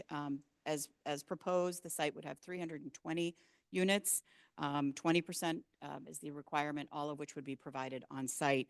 So that translates to 64 total units. This building might be developed in phases, depending a little bit on if there is some additional office market there. But in any event, each of those phases would fully comply with the ARO ordinance. A range of AMIs from 40% to 80% as set forth here above.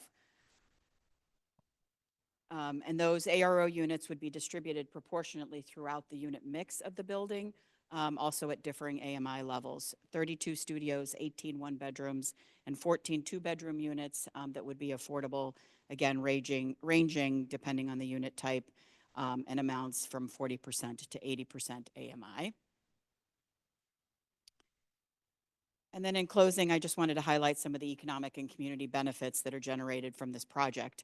The developer is committed to meeting the WMB and city resident hiring goals, up to 64 affordable units as noted here, 250 to 300 construction jobs, some additional new permanent jobs, general improvements to the public right-of-way, as we've discussed in some detail.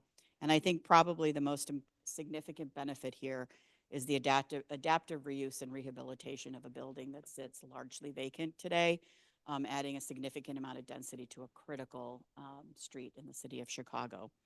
And with that, I also wanted to take the opportunity before I turn it back over to Omar to really thank DPD, DOH, CDOT especially, Alderman Riley's office.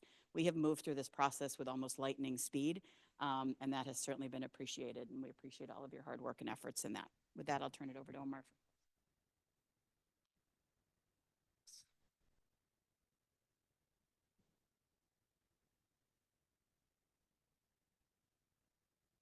The Department of Planning and Development has reviewed the materials submitted by the applicant, and we have concluded that the proposed development would be appropriate for the following reasons.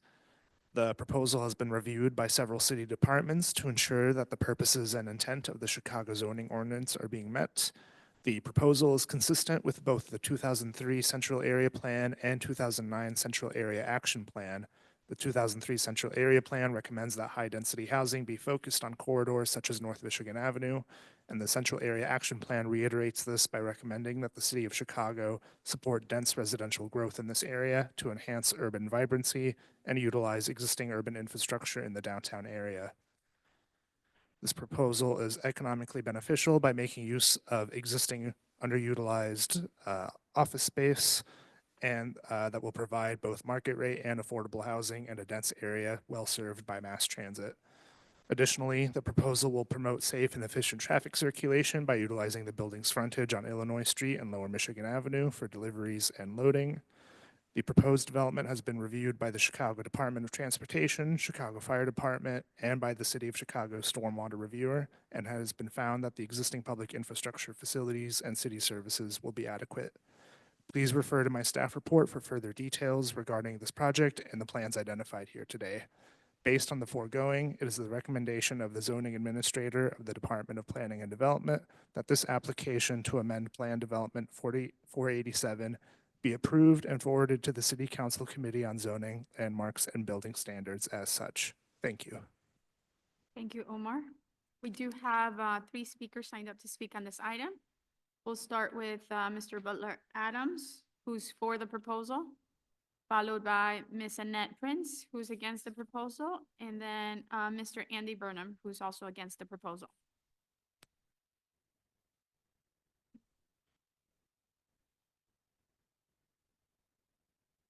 Yes, again, for the record, my name is Butler Adams. I kind of sort of don't care, but I work down here and I go past this building all the time. And I'm a former member of SOAR. I joined that group just to get info on the Spire site. So I'm very familiar with this area. This is this area of architecture I honestly can't stand. So I like the first house and that's going to get torn down. This one's not going to get torn down. So for me, it's kind of backwards. But the fact you're going to have like 320 units in this building, but not a single like 3-bedroom units kind of throwing my mind off, because the very first proposal we saw, that building's going to be 20 units. And out of that, they want to have 4, they're going to be 3 bedrooms. So I'm just kind of curious as to why, with 320 units and this being an adaptive reuse, not from scratch, how come there's not at least 1 or 2 3-bedroom units in this building? Otherwise, the area is very active. With the fact that it's being converted from office to residential, I hope that something's being maybe considered about noise mitigation, because office window and residential windows are a little bit different. And Michigan Avenue is very, very busy. There's a lot of ambulances, a lot of activities on the street. So I'm just kind of also curious about sound transfer from inside and outside. Otherwise, I think that adaptive reuses are a good thing. And right now, last I read, downtown residential occupancy is nearly 94%. So once this building does come online, I see it filling up very, very fast. So otherwise, that's kind of all I have right now. Thanks. Thank you, Mr. Adams. Ms. Prince?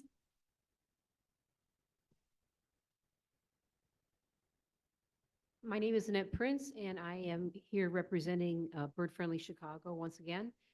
We are here to oppose the plan for 500 North Michigan if it doesn't provide adequate protections for birds. Your plans indicate that you will actually be increasing the amount of landscaping and nighttime lighting, becoming a residential building that would normally be darkened at night. A building like this that is directly on the Chicago River will be a place that, as the Apple Building and a variety of other things along the Chicago River can do at night with lighting and landscaping, draw birds away. We have buildings downtown that are positioned on plazas with no vegetation or landscaping, a little bit plainer sort of situation, which the current building sits on. We don't find many birds at the current site where the building is. If you accelerate the number of bird collisions by attracting them there with landscaping and nighttime lighting, we may be seeing a bad situation for birds. So it would be very easy to incorporate bird-friendly glass, particularly in those areas that are proximal to landscaping. We tell buildings, even multi-story buildings, if you can't fix your entire building, if you can do something about the areas that would be the reflection areas or the areas that birds will spend their time at, which would be near any kind of vegetation or attractive trees or planters, that's an area that will draw birds and lead them to collisions. So we would highly encourage that something can be done, and changes to this building could bring along bad consequences if bird-friendly glass isn't used with the major changes that are going to happen as far as its attractiveness and appeal to birds. Thank you. Thank you, Ms. Prince. Mr. Burnham? Good morning. My name is Andy Burnham. I represent the Bird Friendly Chicago Alliance, a coalition with more than 20,000 supporters, and I'm here to oppose the current plan for 500 North Michigan Avenue, as it does not provide necessary bird protections. I'm asking Commonwealth Development Partners and the architect to follow the enhanced bird protection strategy in Chicago's 2024 Sustainable Development Policy through the use of bird-friendly glass in design practices. I ask that the city ensures that this is done. While it is noted that much of the modifications are interior, in the plans it shows that windows are being replaced. So if bird-friendly glass is used for those new windows, it offers a great opportunity to address these issues of bird strikes. Buildings with large expanses of untreated glass windows are wiping out birds at an alarming rate, killing well over 1 billion birds annually, according to Fordham University. Our city is the most dangerous place in the U.S. for migrating birds. You may have seen the public outrage in the past year as Chicago residents learned 1,000 birds died at McCormick Place in one night. In the end, McCormick Place had to spend a lot of money retrofitting their building to be bird friendly. But now that you're doing the renovations now, if you can incorporate the bird-friendly design right now, the cost is minimal. New bird-friendly glass technologies can be used with little to no impact on the occupant's view. Our organization would be happy to help you come up with solutions for your project. I urge you as leaders shaping what the city will look like for decades to come to help us be the best city in the U.S. for birds instead of the worst. Thank you. Thank you, Mr. Burnham. Do the commissioners have any questions of the staff or the applicant on this item? Yeah, Commissioner Boatright from DPD. I just have two questions. Can you speak a little bit to the amenity floors? You described the roof amenity really well. I would love to know a little bit more about the other amenity floors. And then can you elaborate a little bit on the phasing for the residential? I understand that you want to see if there's a bigger appetite for more office, and that's contingent on the Sure. potential phasing for the residential, but just a little bit more detail would be helpful Yeah, for the commission. absolutely. So Matt Ferris with Commonwealth Development Partners, happy to be here. Nice to meet everyone today. So on the phasing, I'll start with that. So there's existing office tenants in the building now. So the phasing would happen if we have some tenants that want to remain for a period of time and don't move out during initial construction. That's really the phasing piece. So that's what that relates to. In terms of the amenities, we have two different areas in the building that are amenities. We have lower floors where there's partial floors with units on them. That would be amenities that would likely be fitness center, co-working, club room, space for people to have, little dinner parties, things like that on the lower floors. Then the upper floor is the deck, the really nice amenity deck with outdoor space and, dining space. There'll be a bar area up there that's intended for the residents to have beautiful views and events up on the upper floor as well. So that's kind of the background on the amenities. But Evan, did you want to add anything to that? Or okay. Awesome, thank you. And then just for the record, I just want to state how exciting this project is when we look at this conversion that's just kind of happening naturally now from office to residential, especially on Michigan Avenue.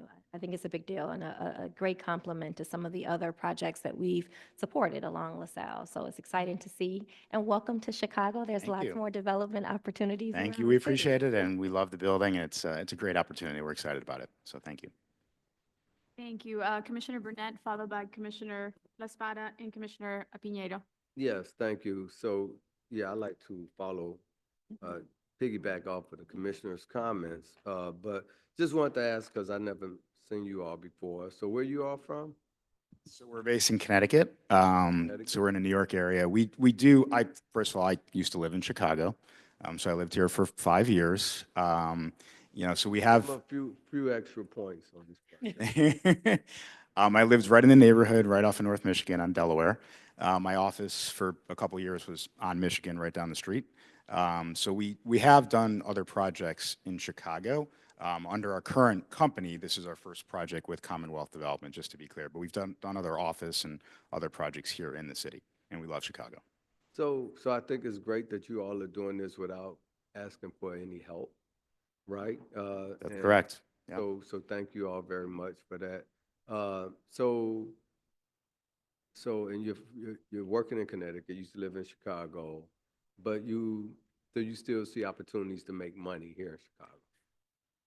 Respectfully, we wouldn't be here if we didn't see opportunities to make a profit. I think Chicago's had its struggles. We do a lot of business in other cities. We do business in New York and Boston and other cities around the country that have had similar issues. But we believe in urban development, and we think Chicago's not going anywhere. And as I like to say, there's a lot of people that are moving to Chicago every day, and I think that's going to continue. And we feel very good about the project, and we're well capitalized, and we're looking to make it happen. And I'm sure that the affordable housing component with the tax credits help. So the program helps. I mean, obviously, it's tough for us to do that much affordable housing. I'll be just direct about it. 20% is a lot. It obviously impacts, the bottom line for us, but the abatement is very helpful. That helps us make the project work. Without the abatement, it'd be very difficult, to be clear. So the program works, if that's your question. Fantastic. So would you all be exploring, looking at other buildings to convert? We are looking at other buildings. Not all of the buildings of the office stock like this can be converted. This particular building, if you saw it a footprint, it's sort of a rectangular footprint, with really good window lines, and it lays out very, as our architect said, very well for residential. Not all buildings work that way, but yes, we are looking for other buildings like this as well. And are you finding that some of these buildings are starting to get employees back inside the buildings and they reconsidering selling? So it's an interesting question. I think the office market's coming back for sure. But I think there's been a permanent shift, in my opinion, and I think it's going to remain this way, where you have a certain segment of the office population that doesn't come into the office every day. So your overall office sizes have shrunk. So we're seeing tenants, stay in Chicago and want to be here, but instead of having their same square footage, their square footage is going down by 25, 30, 40%. So I think that's going to continue to be a trend. And I think you're also seeing office users flock to the west side, closer to the train, newer building stock. That's just what's happening. So these older buildings on Michigan and in the Loop, in my opinion, they're going to have a hard time making it as office buildings in the future. So I think there's more opportunity if the city's willing to work with, developers and owners like us for these buildings to be converted to residential and hotel and other uses in the future. And that's really what they want to be, because the office market has shrunk, and I think it's going to continue that way for a while. That's my opinion. Fantastic. Do you find good deals now downtown? We've looked at a few. Like I said, it's hard to find buildings that work. There's also complicating factors with lenders and owners that have to work out their financial situation. Luckily here, we have a good situation and we're able to work through that, but not all buildings have that. But we're definitely looking for other deals, for sure. Fantastic. Thank you. Thank you, Commissioner Laspada, followed by Commissioner Pineda. Thank you very much. Thank you very much for bringing this project before us. I know in council, we've been looking at a lot of office to residential conversions, a little bit further south from you, but I can see how the layout works. I will say an exciting contrast from a previous project that we looked at in council was is here like the number of 2-bedroom, more family-sized units that you're doing. I really appreciate that. I appreciate both the income grading and the incorporation of those units into the affordable stock that we're building. I had 2 questions on the project. Number one, could you go to the slide regarding sustainable development policy?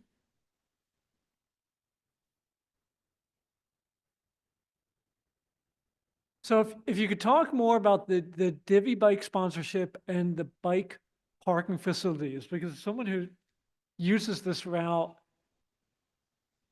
it's a challenging space to ride a bike. Probably challenging is putting it politely. Where does the Divvy station go adjacent to this property? I think it's something we're gonna have to explore, right? In a lot of ways. I think there's a challenge with putting it on Michigan. And so in a lot of ways, I think that that's something that ends up on Illinois. And what's great for us is we have an opportunity to get down there pretty easily. You're walking across the front of that site, stairs are right there. Divvy could be at the bottom of that stair, to be honest, right in front of the mural. We got some great security lighting that we're planning to put down there. And that's going to give us an opportunity to put that down there. I think I think that answers your question. I don't know that Michigan Avenue is the answer. I think in you're a lot right of on ways, I don't that. think we want to disrupt what's happening there. I don't think we want to necessarily encourage people to get their bikes and hop the curb right there. We're really not looking to disrupt Michigan Avenue. So the more that we can push down to the lower side and enhance that experience, I think this is part of that enhancement. Kind of part B of that question, the bike parking facility, how will residents access that facility and get their bikes in and out of the property? Yeah, there's a couple of different opportunities for us. Again, this is Evan Bartlett, GRC Architects. A couple of different opportunities that we have are going to be on the Illinois entry. We're looking at that as more of the service entry to the building in a lot of ways. So while we are looking to improve it from an experiential standpoint, that's going to give us opportunity to enter the building, add some bike parking, sort of immediately as we get in. There is some spaces down even lower than that that we've identified that are opportunities as we are able to kind of get up and down service elevators and things like that.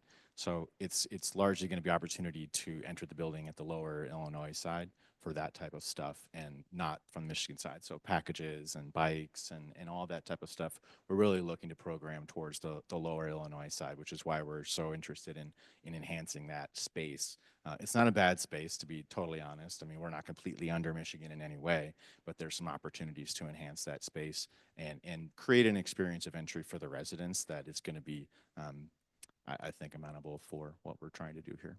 Okay, I appreciate that. Yeah. I appreciate the points towards sustainable development policy. I will echo the points raised by Mr. Burnham and Ann, do I remember? Annette. In terms of bird-friendly design, like, it's spot on. I mean, based off of both the proximity to the lake, the amount of glazing. I know you talked about research, study. I'll ask the question again when we come before the zoning committee, but if given the amount of glass that we see and the fact that we're replacing the windows, if there are ways to incorporate more bird-friendly design, I'd appreciate it. Yeah, we are definitely studying it. We appreciate the comments, and we will continue to study it. I think, assuming we're replacing the windows, which we likely are, we will look towards using bird-friendly glass to the extent that, we can. So at the moment, we're still studying how that works, but we are willing to consider that. Okay. Okay. I'll, the answer works for now. I'll answer it on the record, ask it on the record at zoning committee as well, but. We need to do a little more research, to be clear, but we are very open to working with your group. We're happy to meet with you, and you can probably educate us a little better than we are today, and we're happy to continue working on it. Okay. Okay. Hopefully, y'all, that's a connection we can facilitate before the meeting ends. Appreciate it, y'all. Thank you, sir. Thank you, Chair.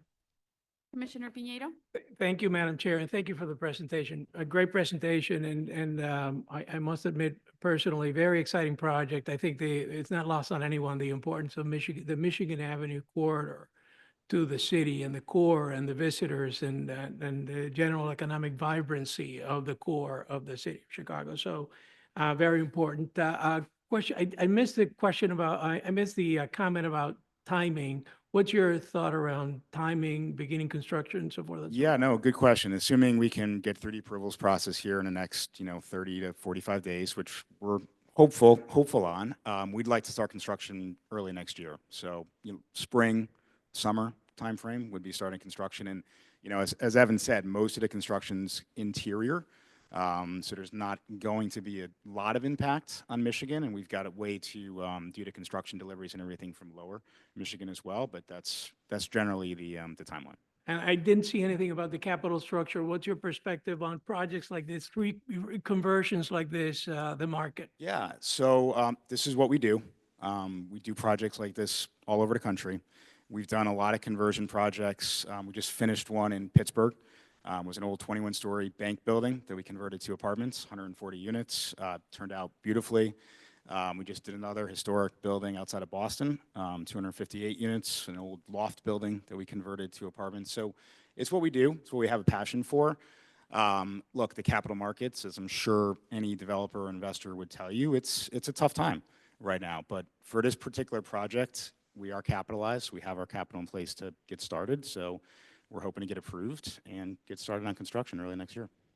Great. And you made a statement about the market coming back, and I'm curious about your perspective about the Chicago market, the state of the Chicago market versus Boston, Pittsburgh, et cetera. Yeah, no, it's a really good question. I personally think the Chicago market is undervalued at the moment. That's what I would say, and I think, I hope everyone here shares that opinion. The Boston market's very strong. Pittsburgh market's very strong. But if you look at the recent residential market in Chicago, Chicago has been one of the top 5 performing residential markets in the country over the past 2 to 3 years. Top rent growth, very upper end of occupancy percentages. So the market itself in Chicago is really strong. Now, there's some investors that, for other reasons, don't necessarily want to be in Chicago.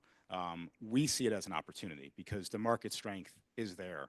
In fact, it's better than a lot of other markets that we do business in. From a residential perspective, the office, not my area of expertise. I can't count on, you can't count on my opinion on that, but I think it's recovering. But the residential market here is very, very strong.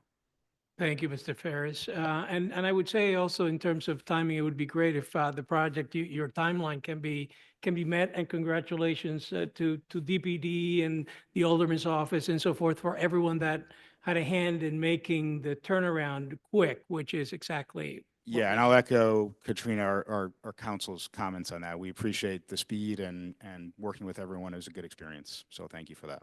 Thank you. Thank you. Commissioner Gadakia? Really, this is an attaboy. This is a fantastic project. Adaptive reuse is the most environmental thing that you can do. And it's a use of a resource that is, I mean, in a prime location. And you had the vision to look at this and say, this can be done. So love it and thank you for doing this. And my other mission here is to call out Department of Planning, Department of Housing for moving this thing forward. Thank you for making this, making development work in Chicago. I love it. I think that we're on the right path here with cut tape and everything else that's going on here. So thank you very much to everybody. Thank you, Commissioner. Any other comments or questions from the commissioners? No? Okay. And I do want to say that Alderman Riley has no objection on this project. So if there are no more questions or comments from the commissioners, I'll go ahead and ask for a motion on this item.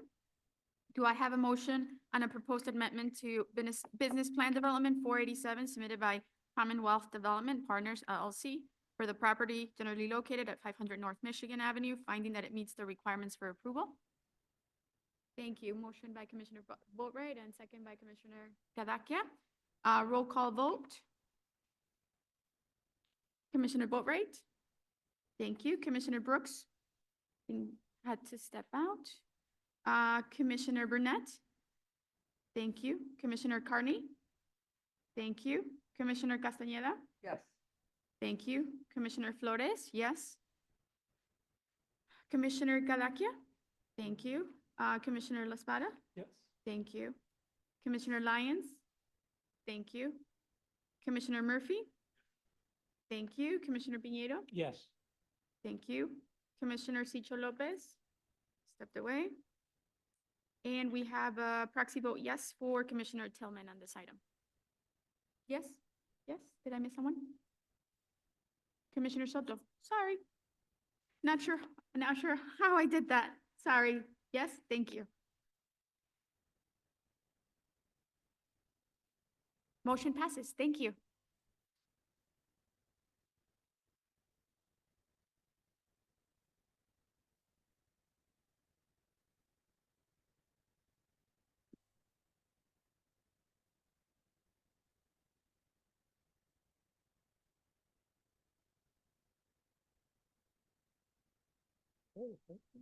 If you need a break, you're okay? Okay.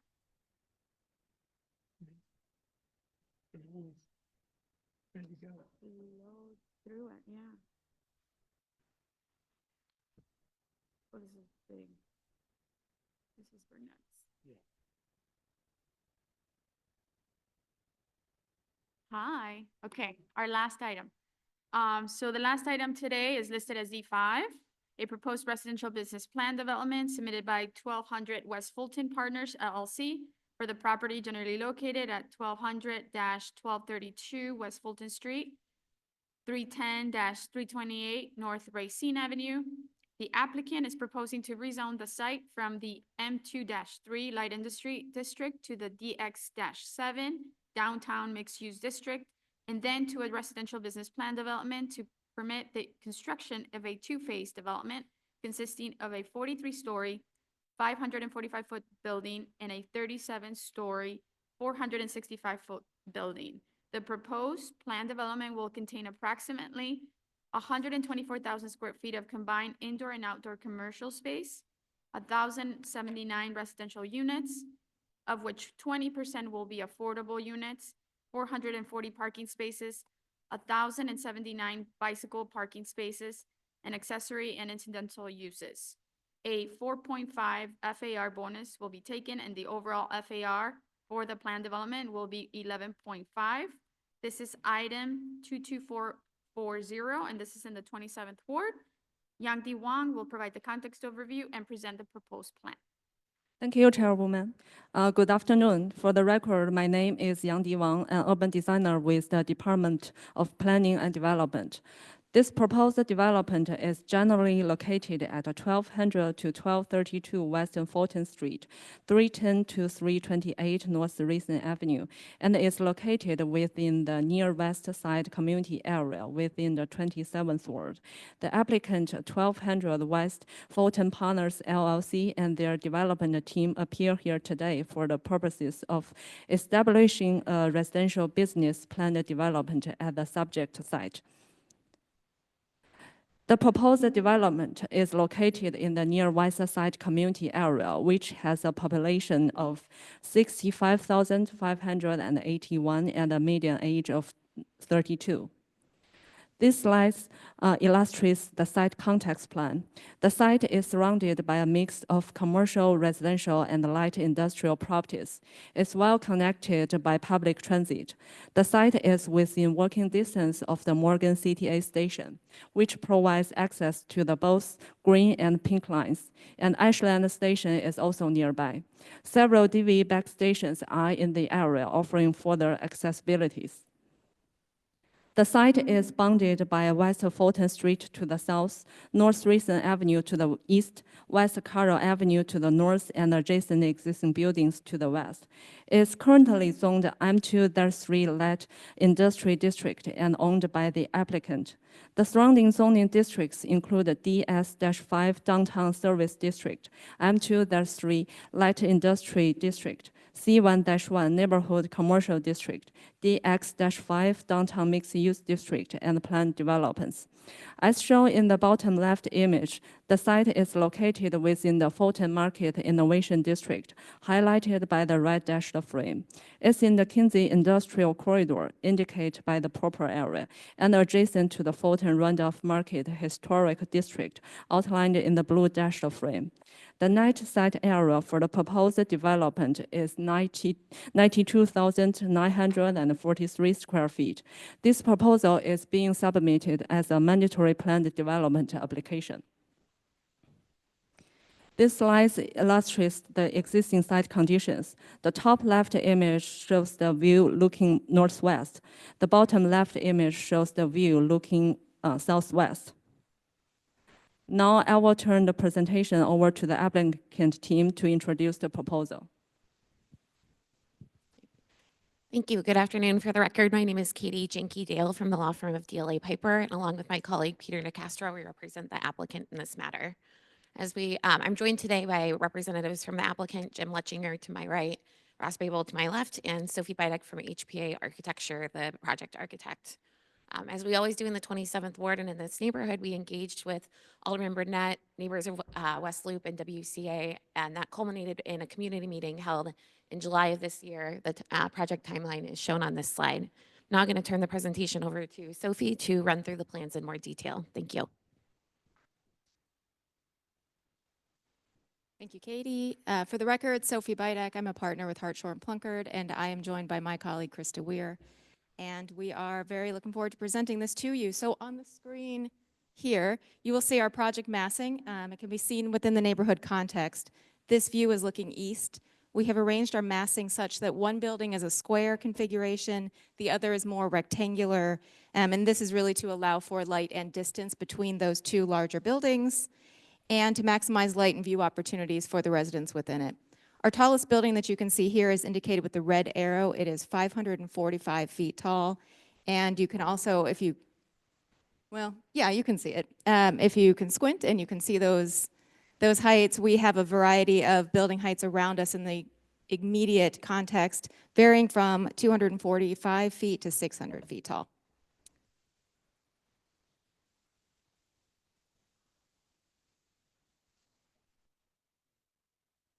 I don't know how to advance this. Sorry, guys. Okay, Jim's going to advance it for me. This view is looking at the context towards the south. You can see this is looking towards Fulton Street. Again, that the varying height of the residential buildings and surrounding context. Next.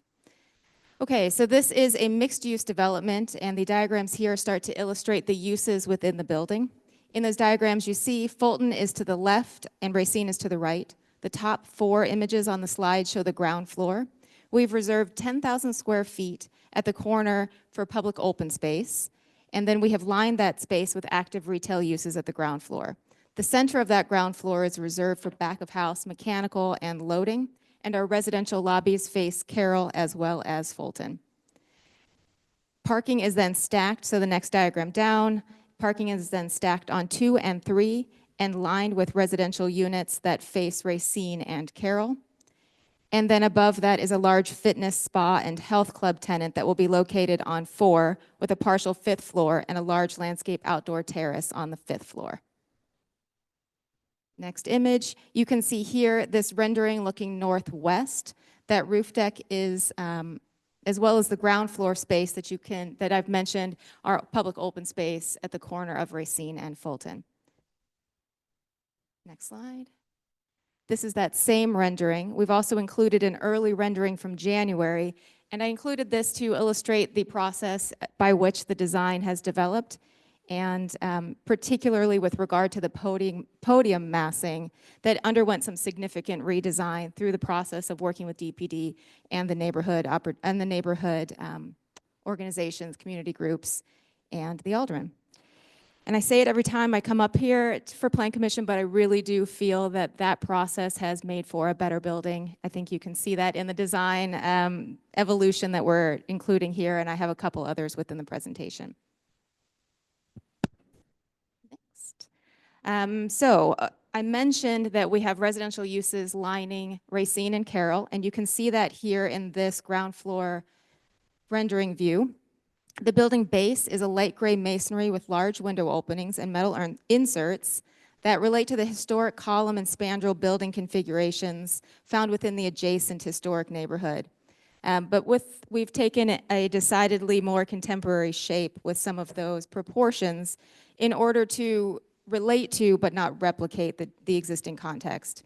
You can also see some of the massing shifts that I was mentioning in the previous slide. The entire addition of this podium residential was also a piece of the design that evolved through the course of working with DPD as well as the neighborhood groups. And you can see that here illustrated in some of the earlier design iterations versus the current proposal. This is the ground floor view of that public open space I mentioned and the retail arcade, along with the early design iterations that you can see on the top left of the screen. We have a variety of materials within this podium specific to the fact that we are close to a public open space that we are designing and providing. We have inset our retail ground floor exterior wall so that it would be shaded and bird friendly.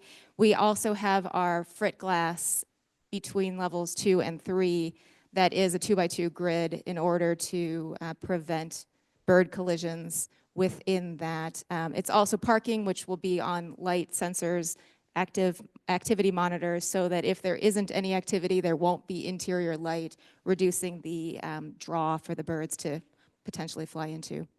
This image just illustrating the existing condition that you can see at the top right. All right, here you can see the development from Carroll Street looking southeast. You can see here the distance that I mentioned between those two residential buildings. We've really tried to separate them as far as possible within our site boundaries. The buildings themselves have been designed to relate to each other but not be identical. Each have a series of vertical metal ribs that move up the building as well as inset terrace levels to provide a variety of unit types within the project itself, as well as connectivity and continuity to the masonry design of the building below. The design is in keeping with the design principles of the West Loop Design Guidelines as well as the Fulton Market Innovation District. Some of the key points to highlight here are the active uses at the base of the building lining the public open space and the 3 street frontages that we have with active uses with non-reflective glass as well as well, that's really it. Non-reflective glass. We also have reinforced the 2 corner intersections with the public open space, locating the residential buildings, as I said, close to the street and really holding those active spaces down at the first floor. If you look at the plan, page right, you can see that we have dedicated the majority of the interior of this relatively atypical site configuration because we don't have an alley.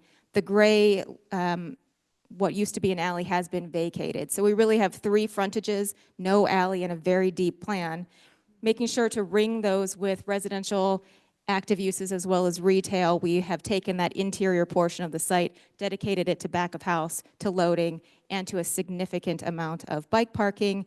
As we mentioned at the beginning of the presentation, we have 1,079 units and thus 1,079 bike parking spaces as well. In addition to the West Loop Design Guidelines and the Fulton Market Innovation District Plan, we are also within accordance to the city's urban design, pedestrian-oriented streets and open space requirements. Matching the streetscaping of Fulton Market as well as Racine and Carroll, we will be reinforcing the district continuity. The buildings will be located near the sidewalk to maintain consistent street walls and entries that are reinforced with distinct architectural features along with ample sidewalks. I mentioned earlier that 10,000 square foot open space, providing green space, hardscaping, new trees, and additional space outside of that 10,000 for the retail tenants to have exterior sidewalk cafes. Overall, we have, as I mentioned, 1,079 dwelling units, and the project overall has more than 38,000 square feet of open space. A breakdown of the landscape, particularly with regard to that open space that we have designed. The area in blue, dashed outline, is the dedicated outdoor space for the retail tenant that I mentioned before, outside of the 10,000 open to the public.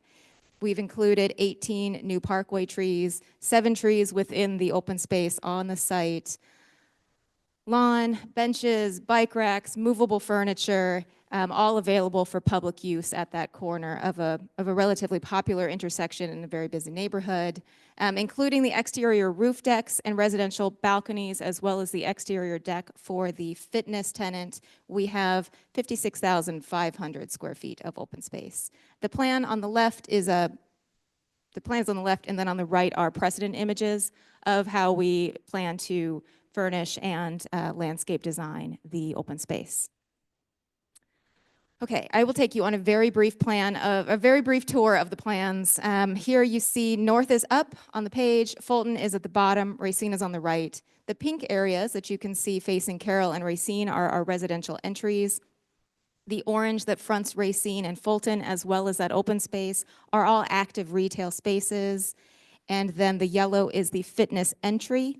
On Racine, in gray, is our vehicular ingress egress, and the light blue is bike storage for the bike parking, as well as loading and mechanical.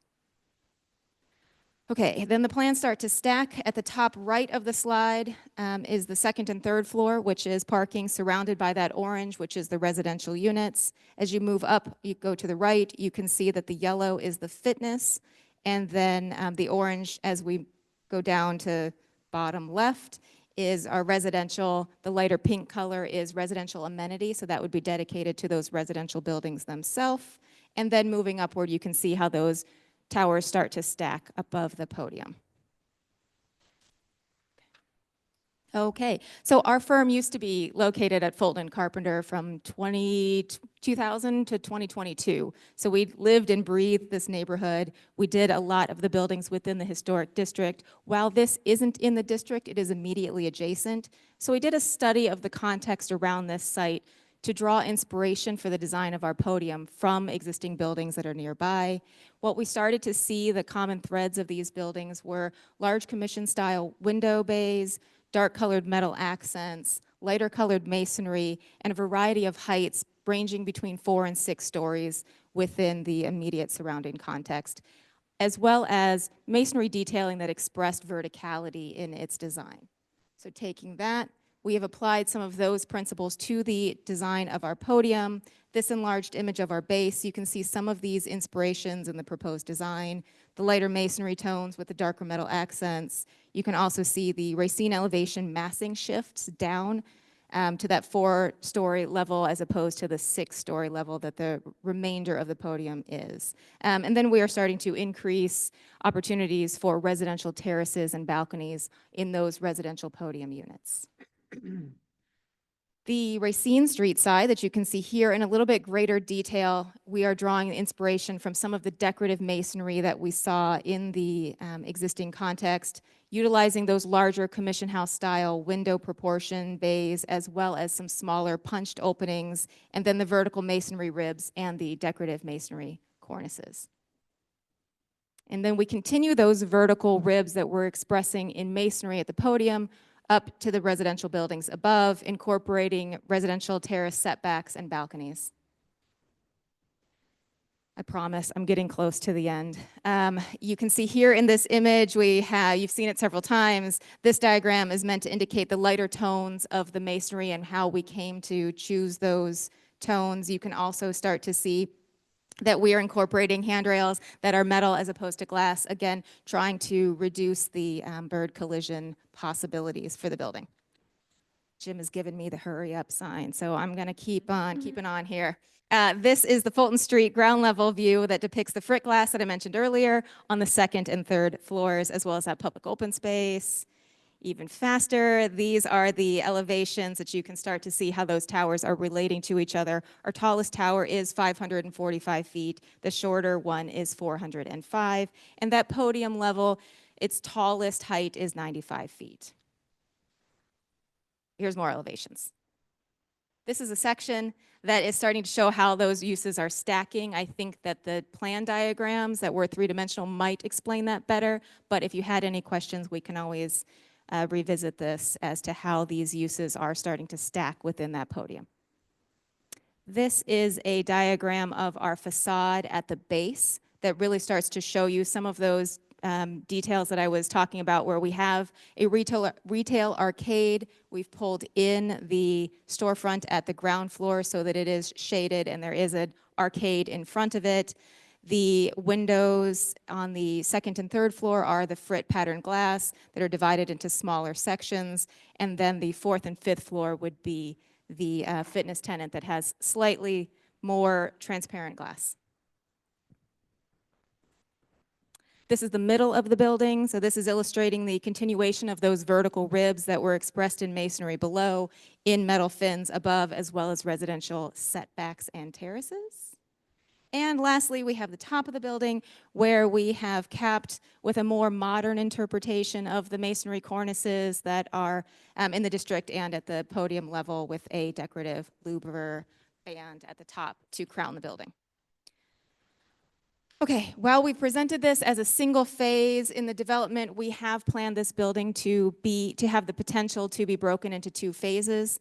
We've done it before with a very large project that we did all in one phase, but this has been considered that it could be developed, phase one being the larger portion of the site, including all of the parking, that open space, the tower to the north, the retail at the ground floor, as well as that fitness tenant. And then you can see there, the second phase would be the smaller portion of the site with the taller tower that is a little bit more square in its configuration.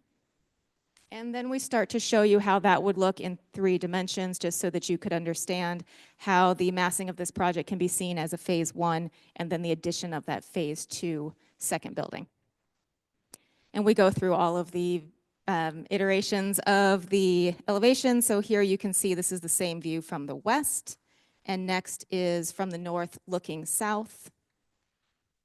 And we do intend to meet the 100 points of the Sustainability Development Matrix. You saw earlier, we have bike parking, we have green roofs, tree planting, bird-friendly glass. We do plan to reduce our energy demand as well as our water use, diverting construction waste, providing EV chargers, as well as the CTA digital displays within the lobbies of those residential buildings. And we have located our bike parking at grade with separate entrances to the bike parking directly from the exterior, hoping to really attract and encourage the multimodal uses. Even Fernando is giving me the speed up. So lots of parking, lots of bike parking. As I mentioned, it's a transit serviced area, which I think we've covered already. And we did a traffic study. I'm depicting it here graphically. We've got some high visibility crosswalks, as well as the EV chargers and the CTA that I mentioned previously. And lastly, but certainly not least, we have met with the Stormwater Department, and we will meet the latest stormwater management release rates, volume control, reducing impervious paving, adding landscaping, and solving all the world's problems with stormwater. Here is Katie Janky-Dale. Nice wrap up. Great job. Thank you, Sophie. So I'll just wrap up by going over the Aero compliance. We are doing the 20% on site. If we do proceed in phases, it would be roughly half and half. And those will be at the weighted average of 60% per the Aero. We also are north of Lake in the FMID, so we've already initiated the process with DOH to discuss the additional 10%, and we'll continue to do so as we finalize and move towards permits. And finally, there are significant economic benefits here. It's over $9.7 million into the Neighborhood Opportunity Fund. Sophie did a great job summarizing a lot of the on-site improvements that will come along with this project. We also are committed to the 26 and 6 M&WB, as well as working with the local alderman's office on local hiring. With that, I will turn it back over to TPD, but thank you so much for your time and patience. It's always fun to be last, but we're available for any questions. Thank you.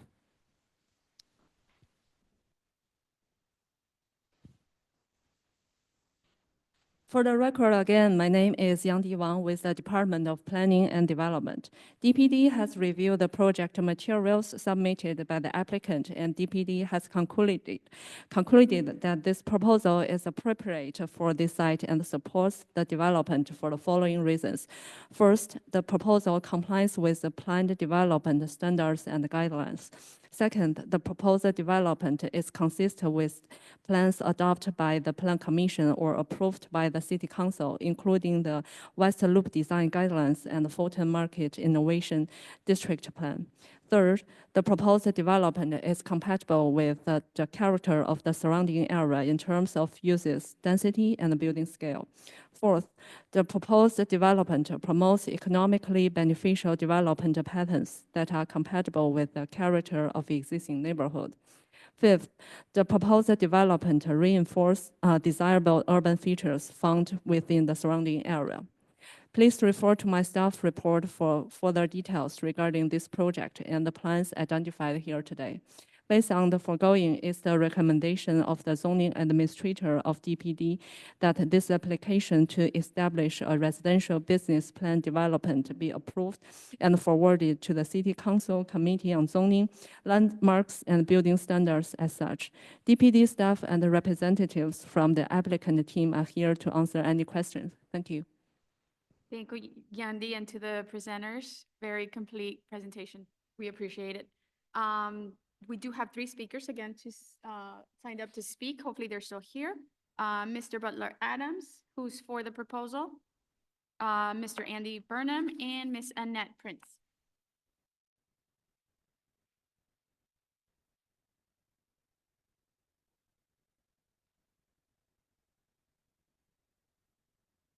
Yes, again, for the record, my name is Butler Adams. I am in favor of this proposal. Been following this project for a while. There was a community meeting a few months ago, but I've been following this project since it was first announced about 2.5 years ago. Now, I certainly hope that it was going to be taller than what we're getting today, but it's still very, very nice. In terms of the green space, I do hope that you all actually use grass with this one, because the project that went before this commission was approved, got built, and just opened up the other day called Flora. I think it's 1114 Carroll. They use basically turf for their green space instead of actual grass. So for this one, for this building, I hope you actually use grass for the green space. I really like the brickwork at the base of the building. It's very articulate, it's very nice. I like the way that it kind of flares out towards the top of the crown of the base. Looks very, very nice. Let's see, what else did I write down here? I've gotten a chance to speak in favor of both these developers' projects for JDL, of course, North Union, One Chicago, and for Fulton Companies, the building that they're building right now on Sangamon, and the building they have not started yet, which is 1215 Fulton, which is very, very, very nice. And I really hope that one still gets built. But I am looking forward to this project being built. For me, it's kind of hilariously frustrating that I'm not getting a 600-foot tall building in this area, but I'm getting one over by the United Center. It just kind of blows my mind. I like both, Understand, this is a part of the central area. I was hoping to get something taller, but it's nice. Everything is kind of filling in. I look forward to seeing this get built. Thanks. Oh, in terms of your benefits plans, I do hope that you all start to add how much tax revenue that these buildings bring in, because at the meeting I asked, and I believe it was stated between 10 and $12 million once the thing is fully built out. And I think that that should be included in these presentations because it really, really helps with the benefits of what these projects are doing for the city. Thanks. Thank you, Mr. Adams. Ms. Prince? Are they still? Okay, the last time, my name's Annette Prince. I'm here with the Bird Friendly Chicago Coalition, and as a member of Chicago Bird Collision Monitors, over the past 20 years, we have documented the death and injury that's inflicted on tens of thousands of birds by glass structures such as the ones that are being proposed at this Fulton and Racine location. We are not looking forward to seeing this building being built. We appreciate that some bird safety features are being added to the ground level, but we believe this project needs much more to protect birds. You are building a hazard in an area where existing structures are already killing hundreds of birds. Is your building going to just join that deadly group? This weekend, we went to a building that was glass from top to bottom that has just opened near Fulton and Racine. There was concern for a bird that had gotten into a lobby area. Before we got there, the bird beat itself to death on the inside of the glass, but the building shared with us that there were dead birds every day on the ground floor and amenity decks that we could come and get all we wanted to collect. By not choosing the DPD sustainability plan option for bird-friendly design and doing at least the minimum bird-friendly standards for this building, you are choosing to be a building that will contribute to the death of thousands of birds over the life of this structure. We have a building of the same design, a glass block on top of amenity decks in another area of downtown that we monitor that has collected over 300 birds a year that are dead and injured. It is ranked as one of the top 5 deadliest buildings for birds in Chicago in 2023. This is unconscionable. This is unacceptable, particularly because it can be prevented in a large part by adhering to the bird-friendly measures that you can follow before it's too late. Retrofitting post-construction is astronomically expensive and often logistically impossible. Buildings similar to this design have asked us, what can we do when they see the volume of bird strikes that start occurring? They are hoping that a few stickers on a couple windows will do the trick. But no, it will need to be a total glass replacement if you don't do it from the start, and that will not be cheap and easy. And the practical impossibility of getting cranes up on amenity decks to hang 50 stories of window film isn't likely to happen. Adopting bird-friendly measures, glass materials, and advanced construction can be a minor addition to your costs. You are knowingly putting federally protected birds in danger with this building. McCormick Place was handed a $1.2 million retrofit when U.S. Fish and Wildlife held them accountable for killing 1,000 birds in a single morning and more than 40,000 federally protected birds over the life of that building. Incorporating bird-friendly methods and materials is the right thing to do. It's sustainable design. It is the difference between whether something lives or dies. It's not an option of whether to make the building green or blue. You would not have an option to include accessibility, smoke alarms, or sprinklers, which are critical for a building being safe. The lighting and glass features you include will make a difference as to whether this structure is safe for birds, which you can dismiss as not being as important as protecting people, but these birds deserve as much protection, and they are critically important to all of our survival for the role they play in the global health of our planet. Birds don't protest or donate money or vote. Some will say there's no reason, or that it doesn't matter that they die.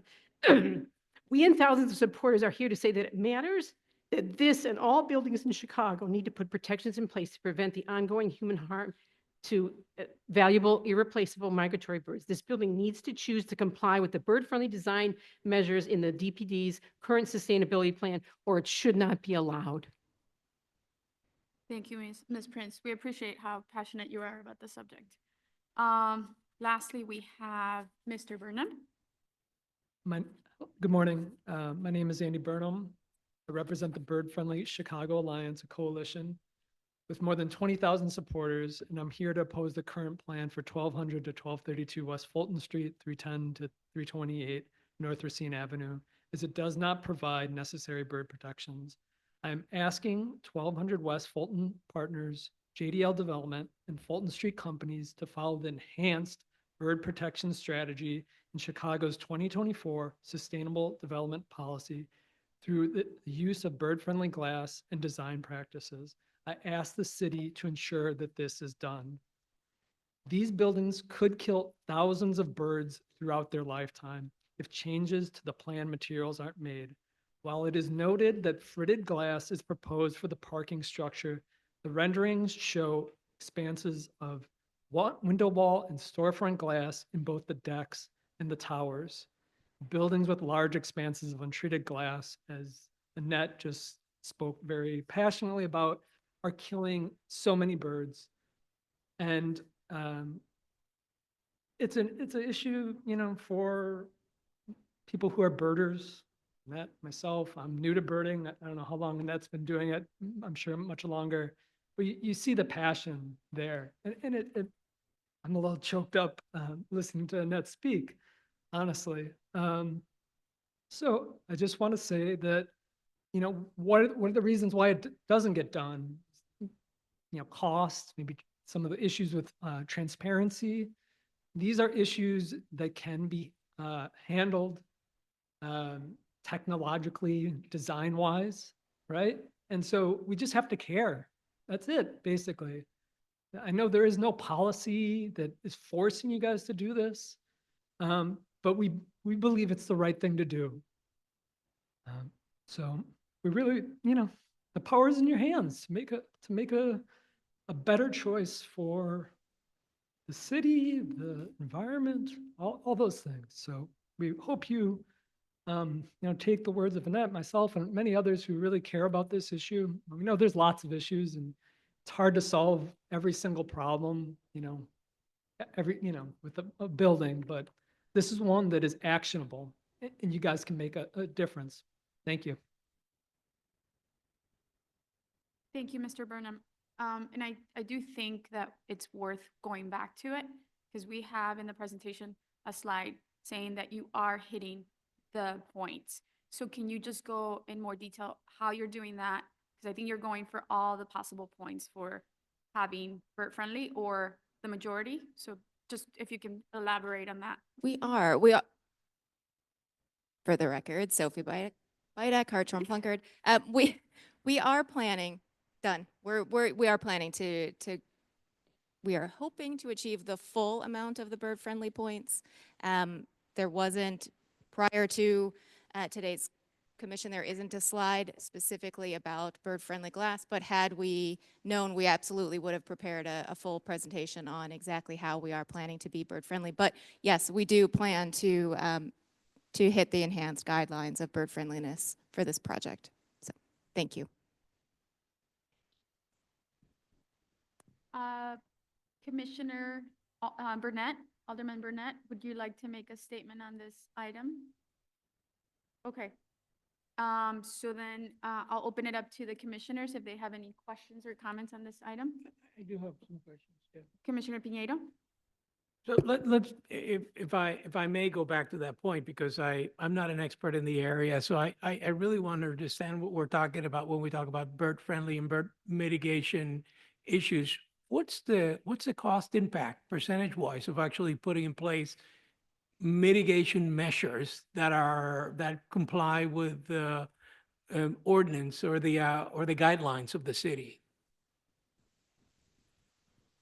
Hi, for the record, excuse me, Jim Letchinger with JDL Development. Candidly, I don't know the actual costs. We have done similar windows on other projects. It's like every other detail. If it needs to be done and it's the right thing to do, we're going to do it. We absorb costs all the time, whether it's for ADA, whether it's, you know, whether it's for other issues that are important to our community. So this is obviously very passionate. We have done buildings on the lakefront. We've met these requirements. So I don't think it's a huge ask. And, you know, unfortunately, I don't think it solves every problem for the birds, but it definitely helps. So we're happy to comply. Thank you very much. Yeah, I appreciate that and that consideration, because I think it's certainly an issue that is becoming more and more important. Another question related to the timing. You mentioned, I just want to understand, you mentioned the potential phasing. Is the phasing has that been decided, or what's the consideration around the potential phasing? It really is going to be decided by the institutional financial markets. Our goal would not be to phase it. We did build actually a larger project than this not long ago. We did it as one phase. It was very hard to get capitalized. Our goal is to capitalize this at one time and build it all together. It's also delivering a lot of units at one time. We don't want to saturate our market or anybody else's. So there is, even if we do it as one project, there will be a phasing in of the two. But the hope is that the construction starts and gets done at one time. It is very much dependent on what capital and what financing we can get.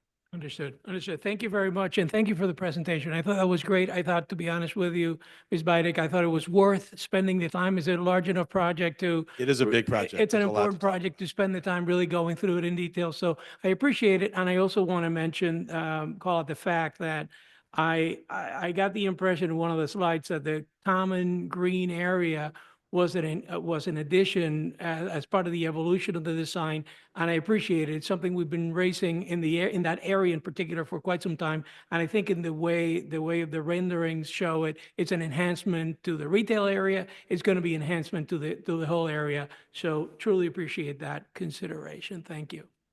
Thank you, Commissioner. I do, now that you pointed out the phasing, I do have a question about the split between phase 1 and 2 with the units. If you can talk about how many units are expected for phase 1?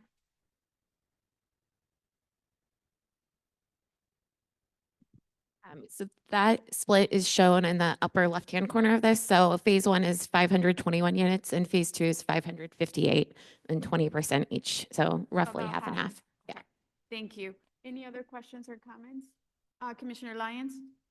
Thank you. I was hoping you could speak to the workforce, how you're planning to be in compliance with the workforce development portion of the sustainability matrix, specifically what organization you're planning to execute a contract with.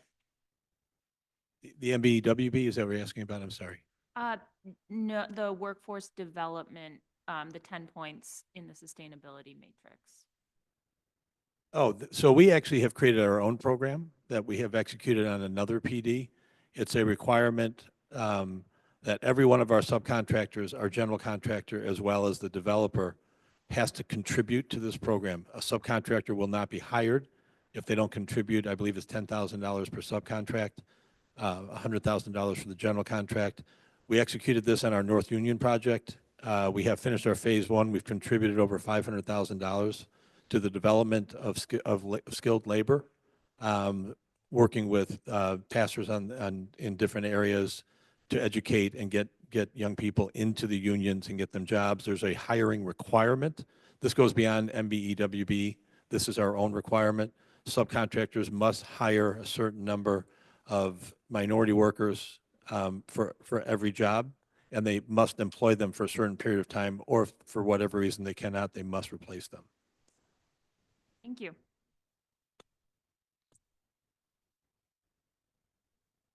Any other comments or questions from the commissioners? Not seeing none.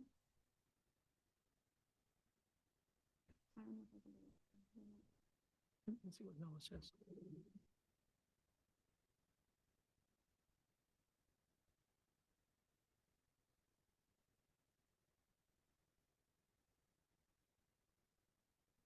Perfect. So if there are no more questions or comments, I'll go ahead and ask for a motion on this item. Last chance. Yeah, okay.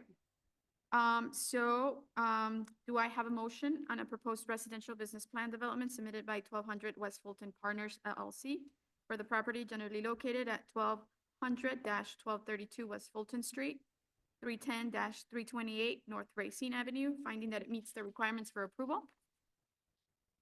Thank you. Commissioner Boatright, do I have a second? I'll second. Okay, Commissioner Piñeiro? Roll call vote. Commissioner Boatright? Thank you. Commissioner Brooks stepped away. I do have a recusal from Commissioner Burnett on this one. Commissioner Carney? Thank you. Commissioner Castañeda? Yes. Thank you. Commissioner Flores? Yes. Commissioner Cadaquia? Thank you. Commissioner La Espada left a proxy vote yes for this item. Commissioner Lyons? Thank you. Commissioner Murphy? Thank you. Commissioner Piñeiro? Yes. Thank you. Commissioner Soto? Thank you. Commissioner Sicho Lopez? Thank you. And Commissioner Tillman stepped away. Motion passes. Thank you. Yeah. That was our last item. So this concludes this month's meeting of the Chicago Plan Commission. Do I have a motion to adjourn? Thank you, Commissioner Boatright. Do I have a second? Second. Thank you, Commissioner Castelleda. Roll call vote. Boatright? Yes. Thank you. Burnett? He's checked out. Commissioner Carney? Thank you. Commissioner Castañeda? Yes. Thank you. Commissioner Flores, yes. Commissioner Cadaquia?